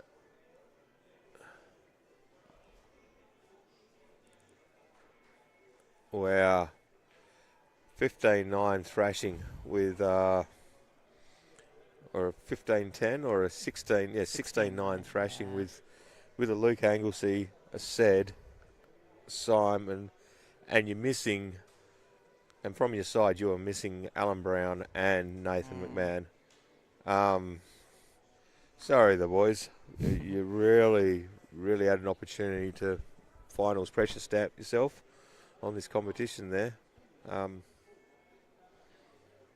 Yeah, they might disagree with me on camera, but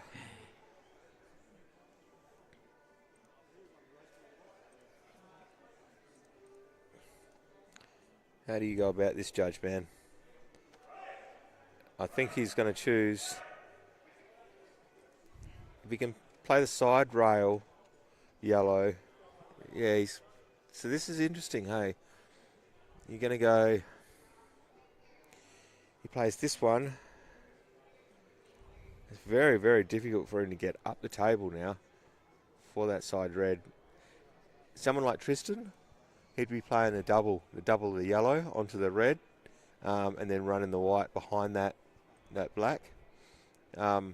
Every day of the week, he wouldn't take this risk at all.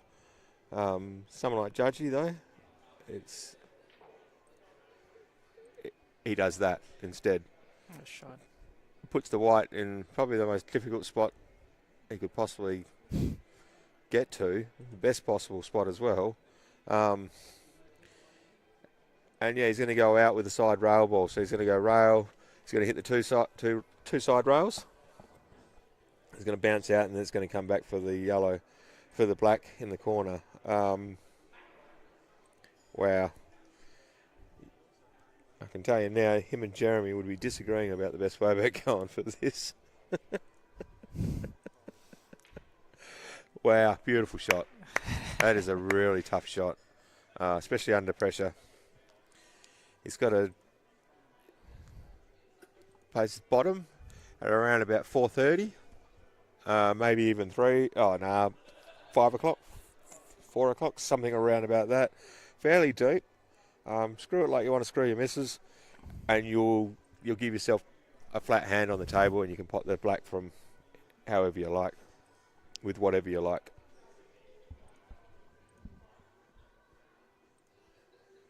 That's it, bud. Nice and deep. Oi. Yeah, now, if he gets it, he looks like a champion. Everyone goes, wow. If he doesn't, they go, why didn't you just kill the red earlier? It's interesting.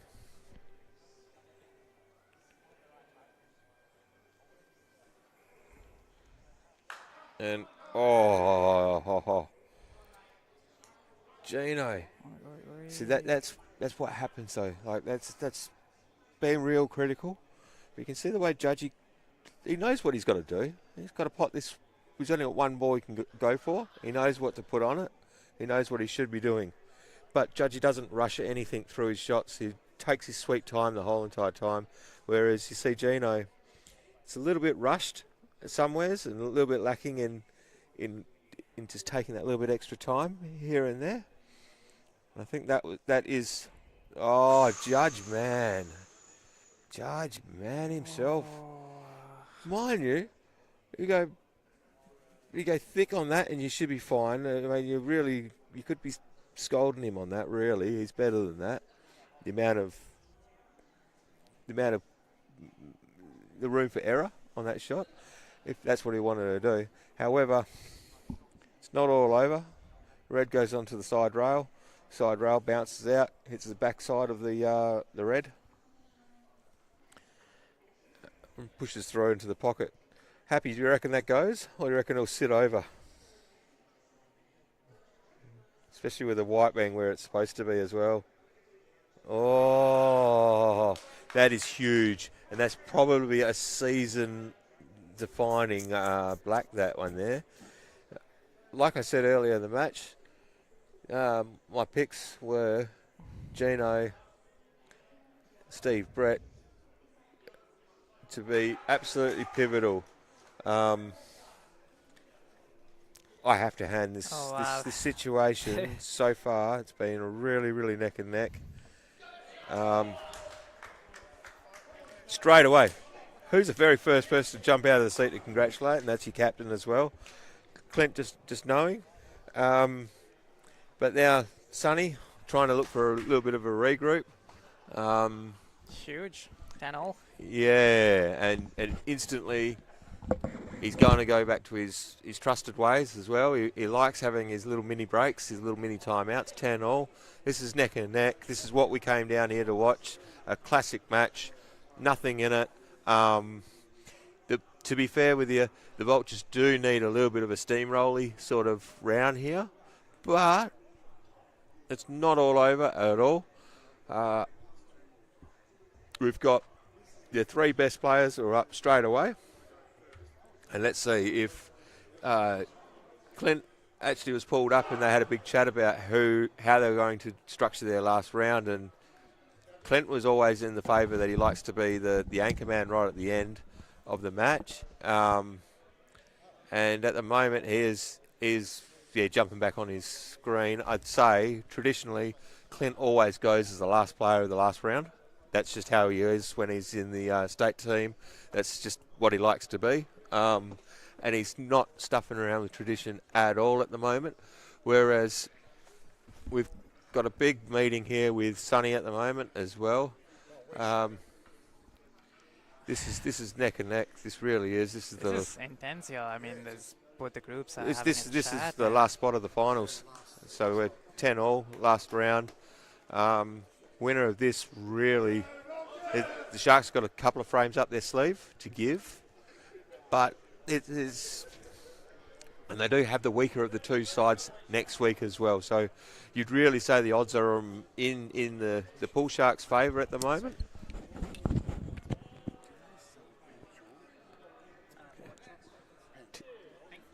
Terry.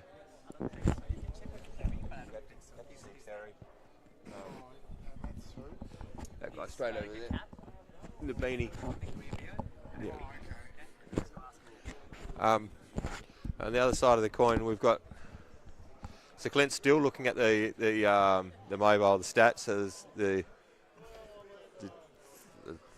paper. This is really interesting. I mean, he is making a big play here.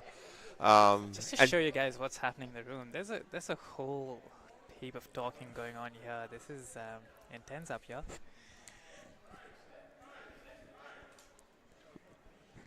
A lot of relaxed faces on the face on there, but I can tell you and I can assure you this is not fake smiles. I'd say fake smiles. All right, this really is a this is tense, and so Sonny hasn't got Paul in as well. He's going to be keeping straight away. He's got his three best players: Steve, Judgy, and Sonny, you'll find who's up at the moment. I think you'll find that it's Steve and Jeremy. He's gone for Jeremy as well. Now that's a massive sign of respect here. This is huge. Well done as well, Sonny, picking Jeremy out like that. He has, and to be fair, he has actually really deserve it. So, oh wow. So Matt, that's probably Matt's first loss of a lag for all season as well, and it really counts. That's huge. I reckon he's the luckiest lagger in WA. Who's out? So, who's not playing? So Gino's out. Wow, so he's gone with the Roach. He's gone with Matt, and Collingridge. Yeah, he's gone with Mr. with the experience and the big game player. I mean, Dave's played some massive cash matches as well in the past. So let's face it, on paper that is the right thing. But I've seen Clint take forever over that as well. That's huge. If anything, I'd probably say at the moment the most influential player on this for the night has been Clint myself, I think. But it's neck and neck. He really would love Ron to be starting to fire. I mean, how's Ron gone tonight? I think he's 1 out of 5 so far. 1 out of 4. So yeah. So I mean, 1, 2, 3, 4, 5, 6, 7. That's an open table as well, and that's a grimace and a half on Mr. Brett's face. And Clint, well, he's at the table and he's got that look again. Oh no, there's something special's going to happen. Look. Oh man, this is one hell of a game. What a game this is turning out to be.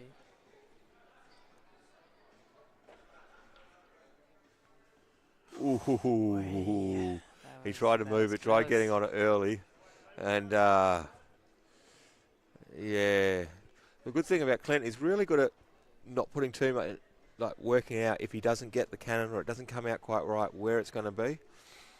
I know if you look at the moment, it looks like he's in no man's land, but he's always got some form of backup option.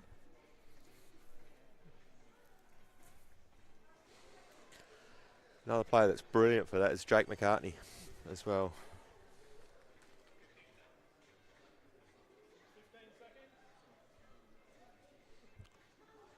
Yeah, I think he's screw off this. Try and get on the side rail. Ooh. Little double kiss snooker right up against that yellow. I think that's the best way about going about things here.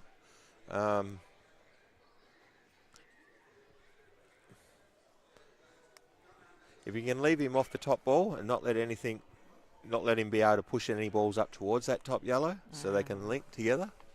That's what you want to be leaving if you're going to be playing the safety here.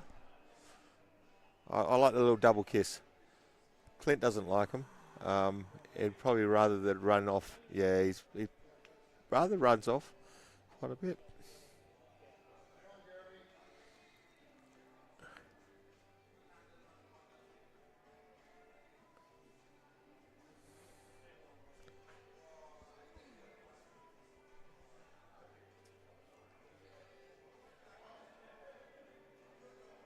Here we go. This is an interesting one. Close ball like this, everything's really close. This is not a simple shot. I mean, far out. That's a very, very nice shot there from Matty. One looked really easy and looked like a pub player playing it, but I mean, it's a difficult shot.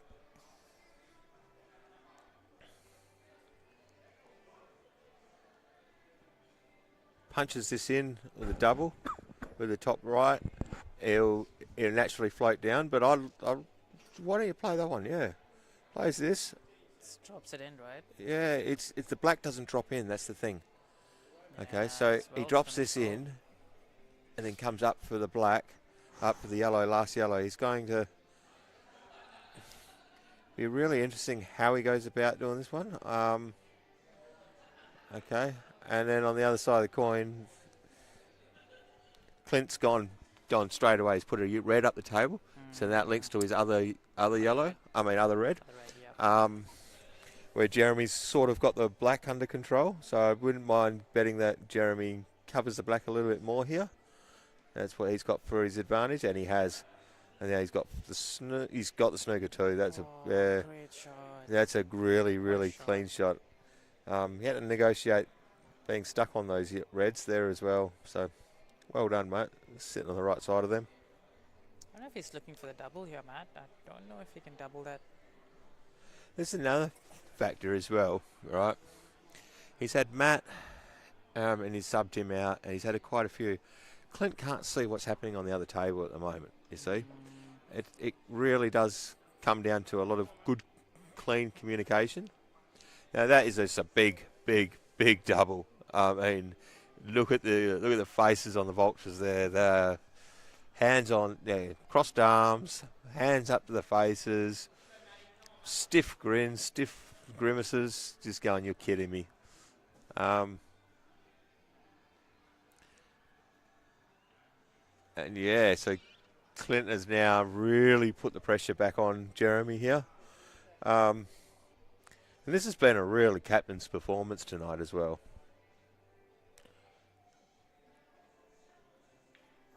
He's got it.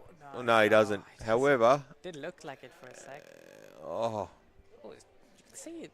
It rolls outwards. yeah,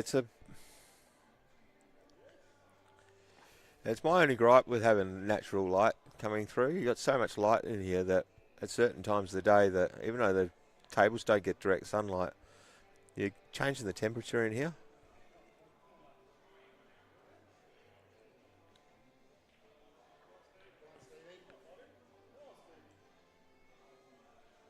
What do you do here, Jay? What? All day long, I'm sneakering him. Yeah? Yep, stuff him. That red at the table doesn't really go anywhere. You're putting all your eggs in one basket by using that as your last ball. You could pot the one in the middle, screw back up of the table off the right of the three. Steve probably does that. That's that type of person. But if he gets it really well, oh, geez, mate. Well, you kind of deserve it, though, in a way, because you've got the super lucky before against Ron to be in the same spot. But, yeah. I don't think Matty has a pot here, but he can... He doesn't have a... Oh, I know where he's going to go. He's going to go into the middle here. 1, 2, rails. No way. Into the middle. Nah. Wow. Well, why don't you do that against me instead of just potting it in the middle like you do? Jeez.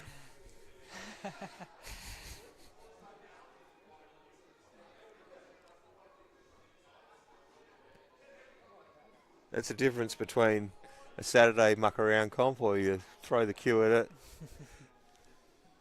Yeah, huge shot for Clint on the other side. I mean, his black's all covered, so he needs to get it out now. Yeah. Yeah, see, he's just coming. He's going to try and run into that yellow Right into off it, that side.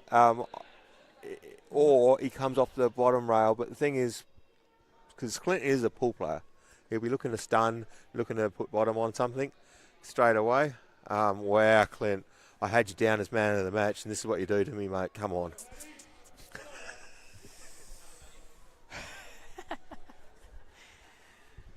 Oh, man. I think he's giving it away to Matty here.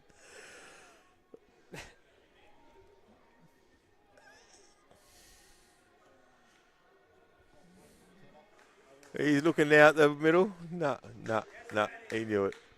It's an important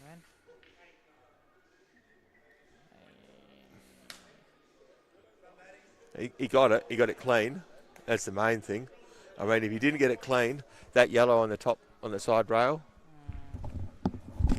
How would you have done it? Would you have gone bottom rail and then run up with a top, or would you? When he hit this ball down here, Yep. and he tried to get it top and I pushed the red back across. Mm. All he had to do was hit that ball on the cushion here, I just tap it, Yeah. and he would have been snookered behind the other red, and that ball comes off the cushion. Well, didn't have to do nothing. Mm. didn't even have to hit it hard, nothing.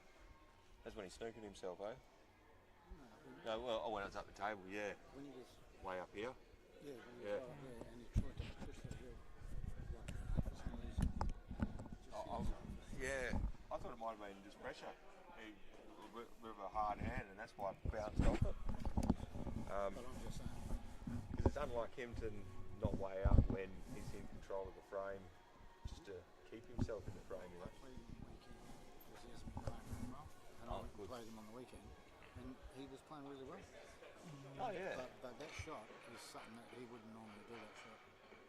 The little just roll up and just He would normally do that. That's what I've found that he usually does that really well. Pushes balls, keeps himself in the frame, and then utilises the fact he's got either more balls on the table or the other way around. However, our star player under pressure, and this is a massive one, is Jeremy Bauer, the Bauer power. So See Jeremy now. Jeremy should hit the yellow and screw it back towards the middle and snoop him behind the yellow. That's right. that's what You he's know, done as well. But and you don't have to do anything stupid. You know what I mean? Just keep it simple now. oh yeah, And then when you want to go out, you've got no dead balls. that's exactly it. You know. I But mean, I all thought these that. guys, they want to try and get too fancy. Well, I thought that Clint went too fancy to begin with, then pulled back, kept himself in the frame, then he had his chance to go. But having said that, he's almost kind of far out. What happened to the balls I'm looking at the score now. I think that would have gone in off actually there, to tell you the truth. Looking back on replay. Would it work for you, or you get one down and you got no starter ball? I mean, He goes, I don't even know what I've done wrong. He goes, I played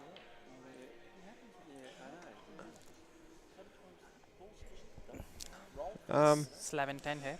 11-10. To the Sharks. Mr. Collingridge is up as well. Oh yeah. And these two guys on the right table, they've probably been the standout players of the night. Judgy's had an off night, to be fair with you. He's had big opportunities. Mr. Brett's done it a little far out. Dave, he's just not really been playing that well. He's good enough to know that he should have been putting the side on it, running around off the two cushions. Yeah, that's where you want to be. That's where you should have been as well to begin with, mate.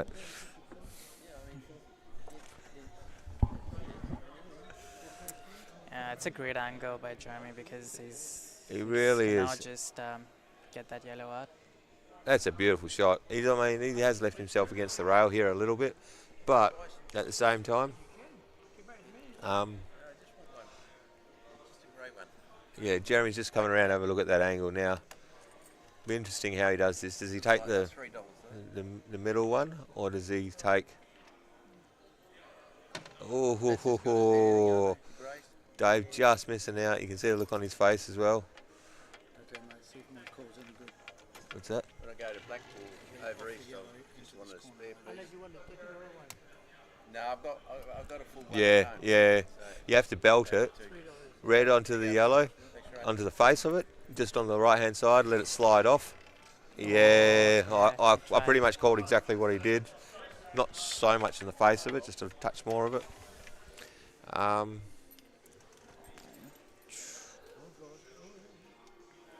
mean, Tristan just come up, just a little dibbly dobbly. Typical. Oh. I already knew that was going to happen. Anyone in the room would have known that was going to happen. And that's what Mr. Judge should have done last game, to be honest with you. Here we go. Big shot by Jeremy here. That far out. I'll call it a little bit of having Clint as well, having the moment, the situation. However, the way he's gone about these balls, you can't blame him for it. He gets that. The yellow that he's pushed too far down is a little bit stiff, rather than being out a little bit further. Clint, no. It's just Mr. Talent, just gets down, just goes bang and just pots it. That's the face. You can't teach that. Yeah. Okay, and he probably played it with a trace of side as well, just because that's him.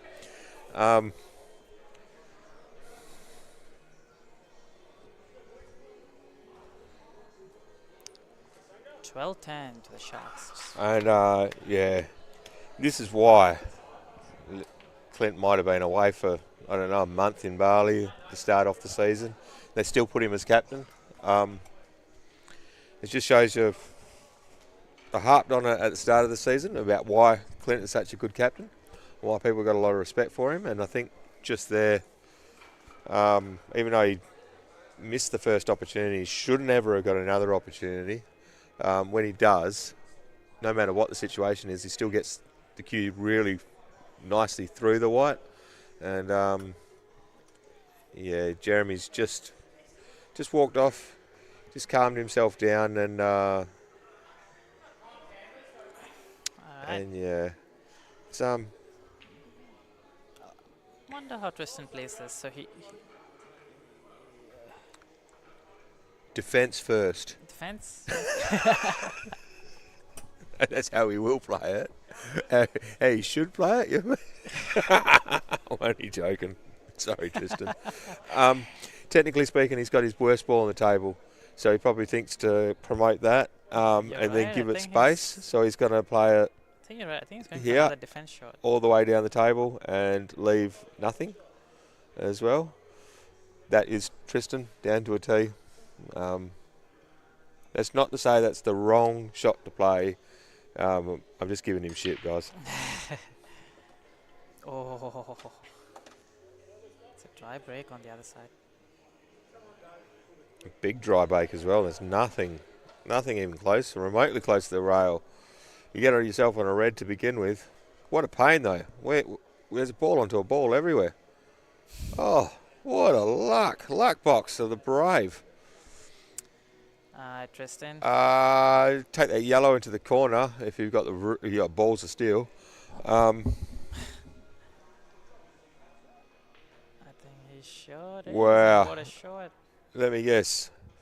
Yeah, Sonny just seems to step up when it's needed. He He's always at does. 2 huge games, Sonny and Tristan. They want to win this.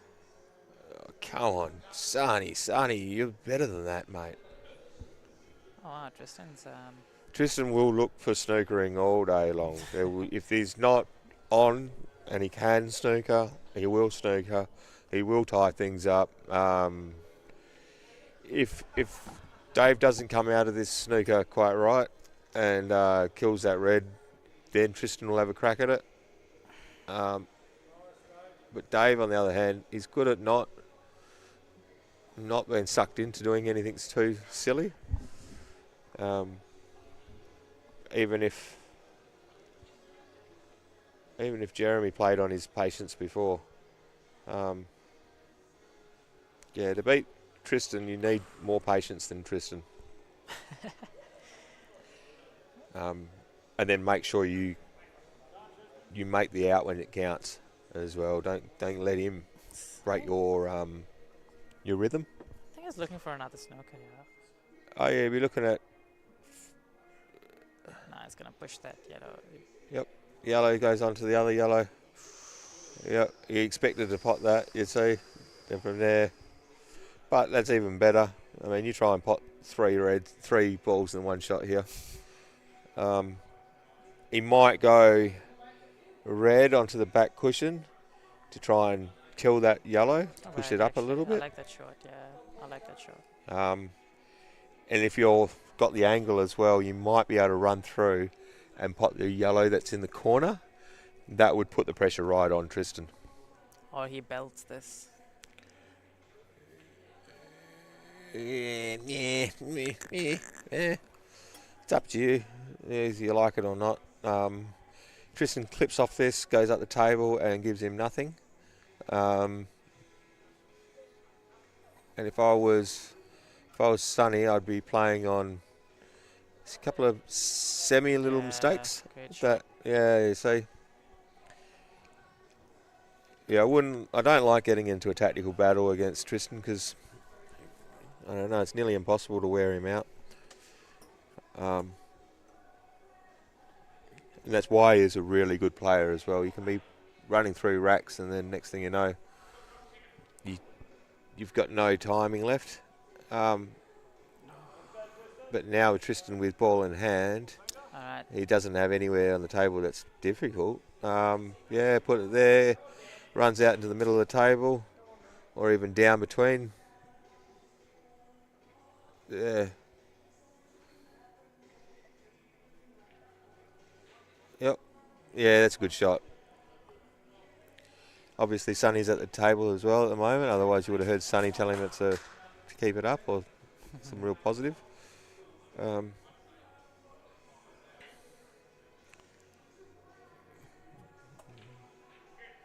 Wow, Sonny, that's not like Tristan to be running the white that much in a pressure situation.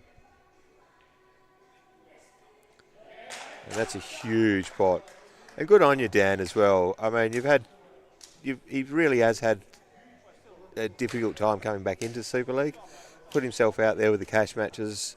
And he's towards the end of this season, he has actually started to find his groove. Gino was really pivotal, but yeah, to be fair with you, Yeah. That's the win for it's them. been Clint's night, to be fair, and he has led from the front. He's been probably the first person to jump up and congratulate. Every really smart shot or little pivotal little shot, he's been at the table. He's yelled out, "Shot, mate!" Things like this. He's always been there. Anything he disagrees with, his body language might say, "I didn't like that shot," and you can see he's even been thinking about dropping players and then trusted them and things like that. And he's had a really tough night as captain. Ron, what's that? 1 out of 4 to begin with. He's at the table now when it doesn't matter. This is where I disagree with his captaincy. I definitely wouldn't have. And he's just taken himself out from being the last frame of the night as well, which he usually is. As a state team, he always is. So he has messed with tradition, and it shows that he's willing to learn on the fly as well. So really adaptive and adaptancy captaincy as well. That's a pretty cool word, adaptancy captaincy. But yeah, I'll be interesting. I'd like to get him in for a little interview after, because there's quite a few tactical questions. Anyone at home watching like any questions thrown at Clint as well? Is that 4 out of 5 he's got? I'm pretty sure it is. And probably around about 4 out of 5 he's had 1 mistake-ish per frame, really. 3/4 of a mistake. Yeah, he got lucky against Judgy and Jeremy and possibly Tristan as well. But let's be fair, 3-0 against the Vultures. They came back to 4-3. Steve Brett's been incredibly unlucky. He'd probably be the most unluckiest player tonight. And Tristan, on the other hand, has really stepped up with a bit of experience actually at the moment. You can really see he's adapting to these new rules really well. He's a pocket blocking king, but now he's actually adapting. Really well done. Yeah, these two guys that have known each other since the knee high to a grasshopper, Ron Kelly and Ben Judge. Good friends. A lot of respect going out to each other. This will be, this unfortunately it's not a live frame because it would be beautiful to watch. Anyway.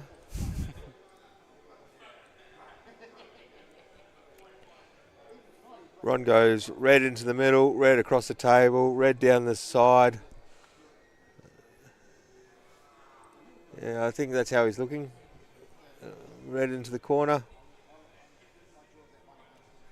Still can't get Ron onto for the interview yet. He won't do anything good on camera for me. Maybe you can get him today. Unless he's playing for $250.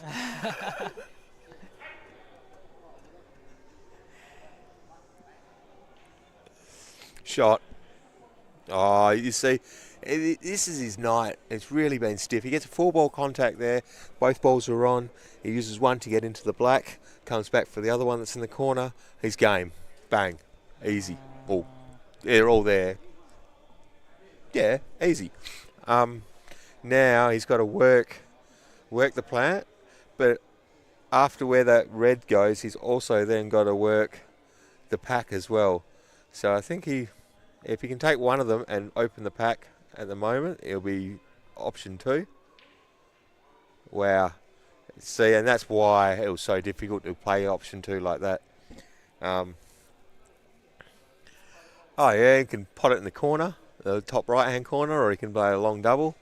Long double it's actually not too bad really. You can come off the yellows. Yeah, I'd say he's going to go corner and then try and... He's missed it. He's short on it. Clips off it, he's in all sorts of trouble. All sorts. I guess the penultimate way, really, the best way about going to go side rail, clip the red in, and then play the snooker off the other red there, leaving them nothing. Or you play a long double, or you open them up. But I'd say that Judgy's going to be looking at that top yellow that's on the rail and snooker him. Tristan definitely would. Yeah,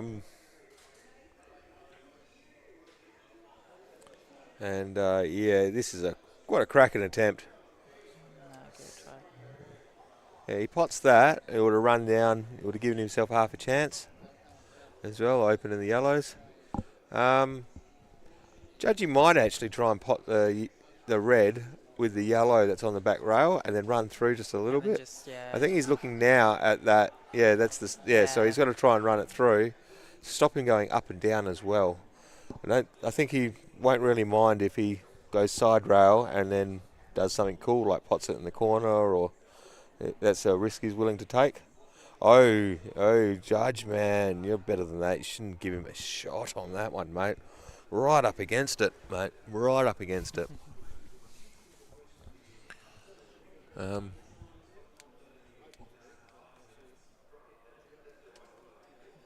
I've got to stop paying out of Judgy, eh? I'm not going to be able to get a lift home.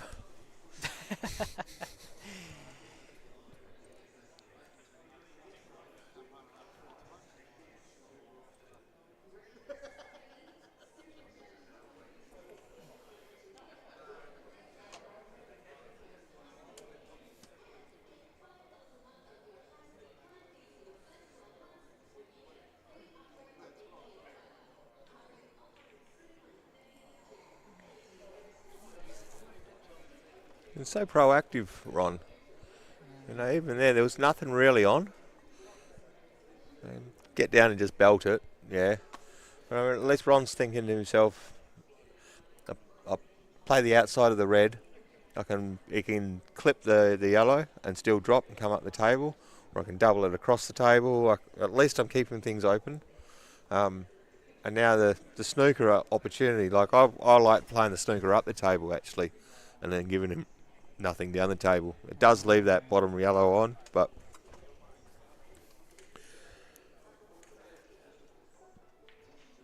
yeah, ooh. Putting it, not giving himself too many favours here, Judge, man. And,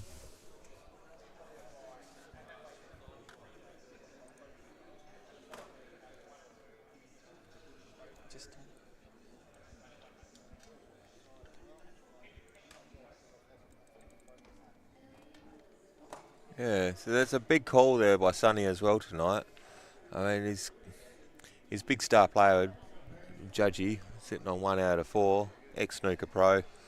And also Vince as well, another guy that's got multiple century breaks as well, 0 out of 2.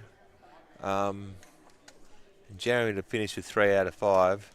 And Steve to finish 3 out of 5. And they were both real pivotal players in the practice round. In the practice, they also last week were massive players as well. The other side, Kapler, 5 out of 5. Yeah, and last week as well. 2 weeks ago they got pumped last week. They were smashed badly, which is why this season is where it is. To be fair with you, if they had have just narrowly lost, or but this in many ways the Pool Sharks they've brought it back neck and neck with some teams who have then gone on to win, and you can see that they've gelled at the right time, they've clicked. They really are a little bit of a bogey side. And I mean, if you can win when you got Ron Kelly sitting on 1 out of 4 and Dave Coleridge, so that's 1 out of 8 for those two, you really would think that your team get pumped. And that's hats off. And 2 out of 5 to Gino as well. 2 out of 3 to Gino. Sorry, Gino. He done really well actually.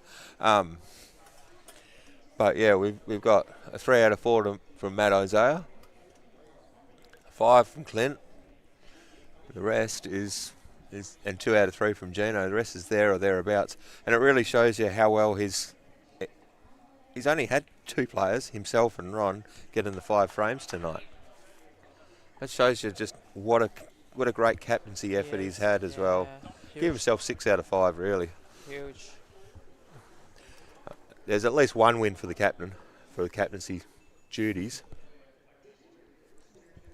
Nice.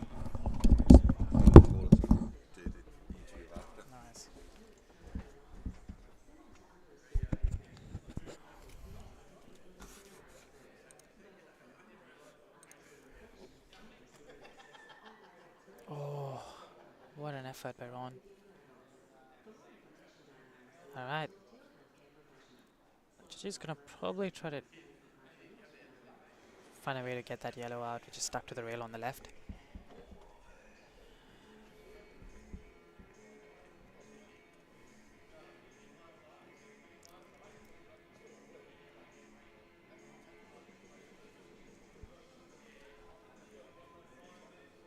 Yeah, I think he's opted to just go in or over.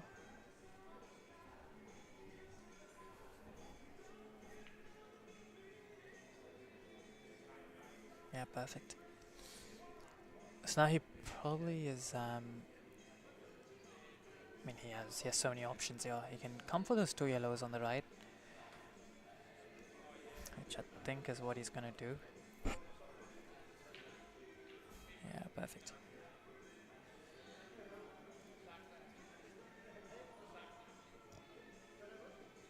So the yellow closest to the black,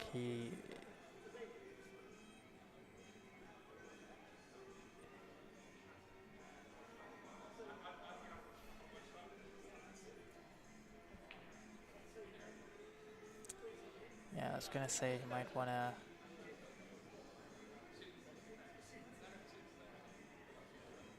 what that early, so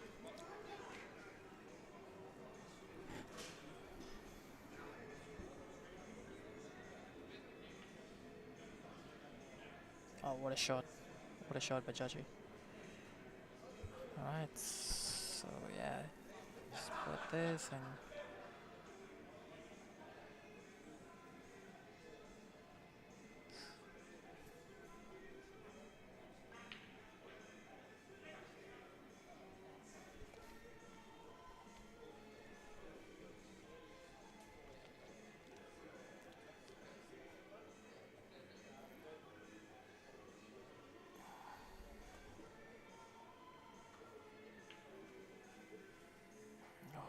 ho ho ho ho ho.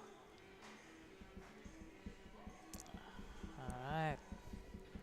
It's been that kind of a night for Ben, unfortunately. I think it's been those last shots and it's just not gone his way. 9 out of 10 times he's always getting it, but yeah, he's had a rough day today.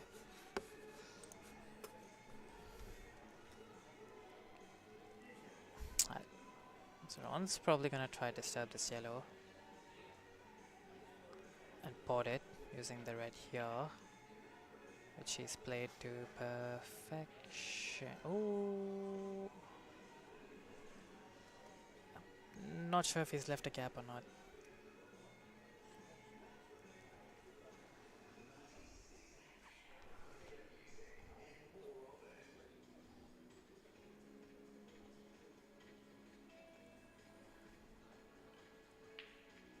Yeah, short.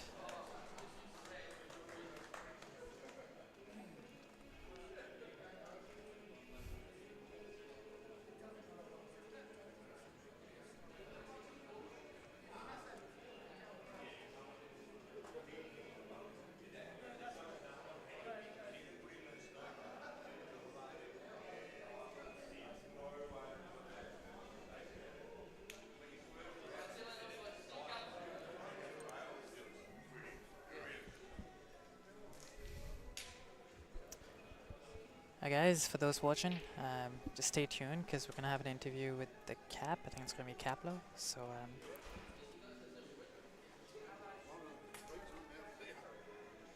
get some good insights. So it wouldn't be too long and we'll go grab him.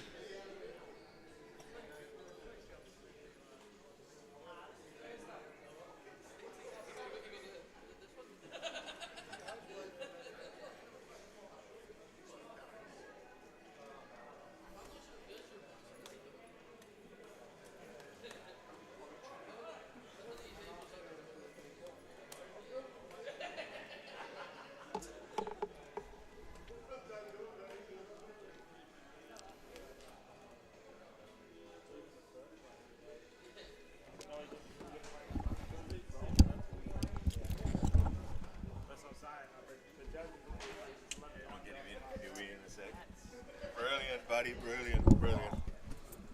How's it going? Yourself? Yeah,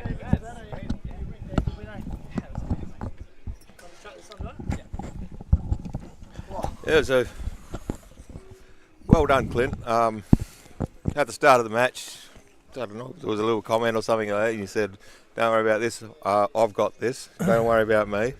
And yeah, a little bit of lucky, a little bit here and there, but overall, what a great captain's performance. Yeah, no, it was, I said to the boys at the start of the match, treat this one like finals, and I certainly did to myself. I thought I played quite well tonight, and, it's always good to, set an example for the team and, step out as captain and, win a few big frames, and it really gets the boys going. That's why I played the game, really, to try and pump up the boys, and, there's no better feeling. But, the boys dug deep. It was a great match. Just there's a few frames that could have went either way, but I think we deservedly got the win in the end, and took our chances at the right times. Yeah, just quickly on the captaincy front, because it's where I thought you did extremely well. First round, okay, get out to fire 3-0, pulls back 3-2. Okay, the next round it's actually 5-all. It's a draw. You go into a break at the end of the second round. You're there. You've come up with a big win against Judgy. Judgy sort of let you off the hook a little bit. Then straight after, you actually timed it really, really well, because your time out there, you've got Ron and Matt straight away. Yep. So any momentum swinging, Yep. you're stopping. And then, but you actually dropped out a player. You kept Collingridge in. Yeah. And you went year 3, which fair enough. How they did quite well. Gino, Ron, and yourself. Yeah, I think I brought Matt in that round. You brought Matt in for And the then second round. He got the win there, so I kept him in the second. Yeah, and Third, then sorry. you pulled in Dan Rucci as well, which I thought got a little bit stiff in the first round.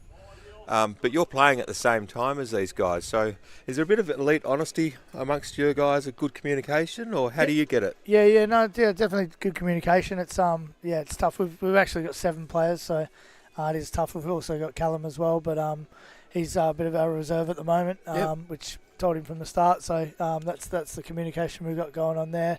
And I've got Gino, Matt, Isaiah, Dave. They're sort of fighting for those spots where me and Ron we're performing, so we're out there trying to set an example.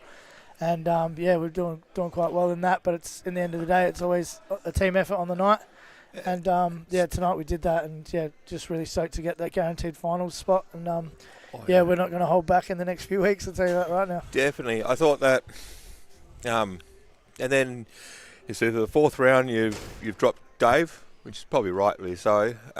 Dave came up to me and asked to be rested. So elite honesty. Yeah. Yep. And then you brought him back in for the last round, and Dave's a classic player. He's played multiple massive cash matches. It's not lacking experience or Yeah. big game moments. So. Yeah. I watch pretty much every frame I can, so I try and Gino actually won his last frame, but I actually pulled him out in the last round. So that's it doesn't go to you just win a frame. It doesn't mean you actually played well.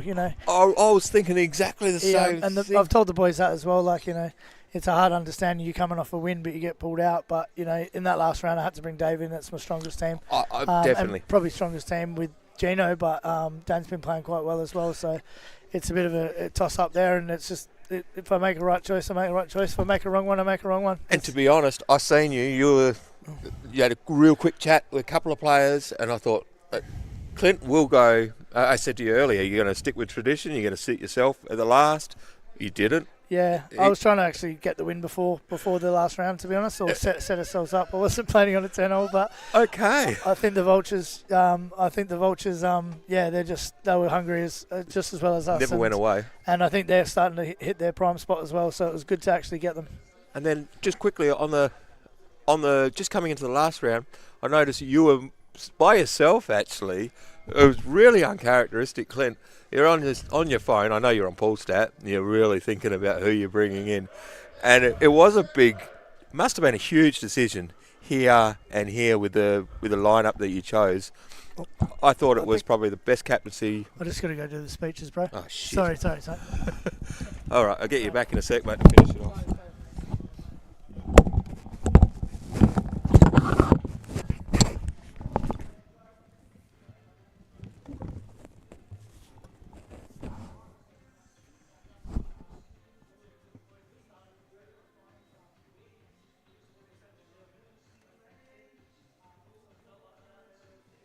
Really huge, because you can't see who you've got playing. You've really got to rely on it. And I see here,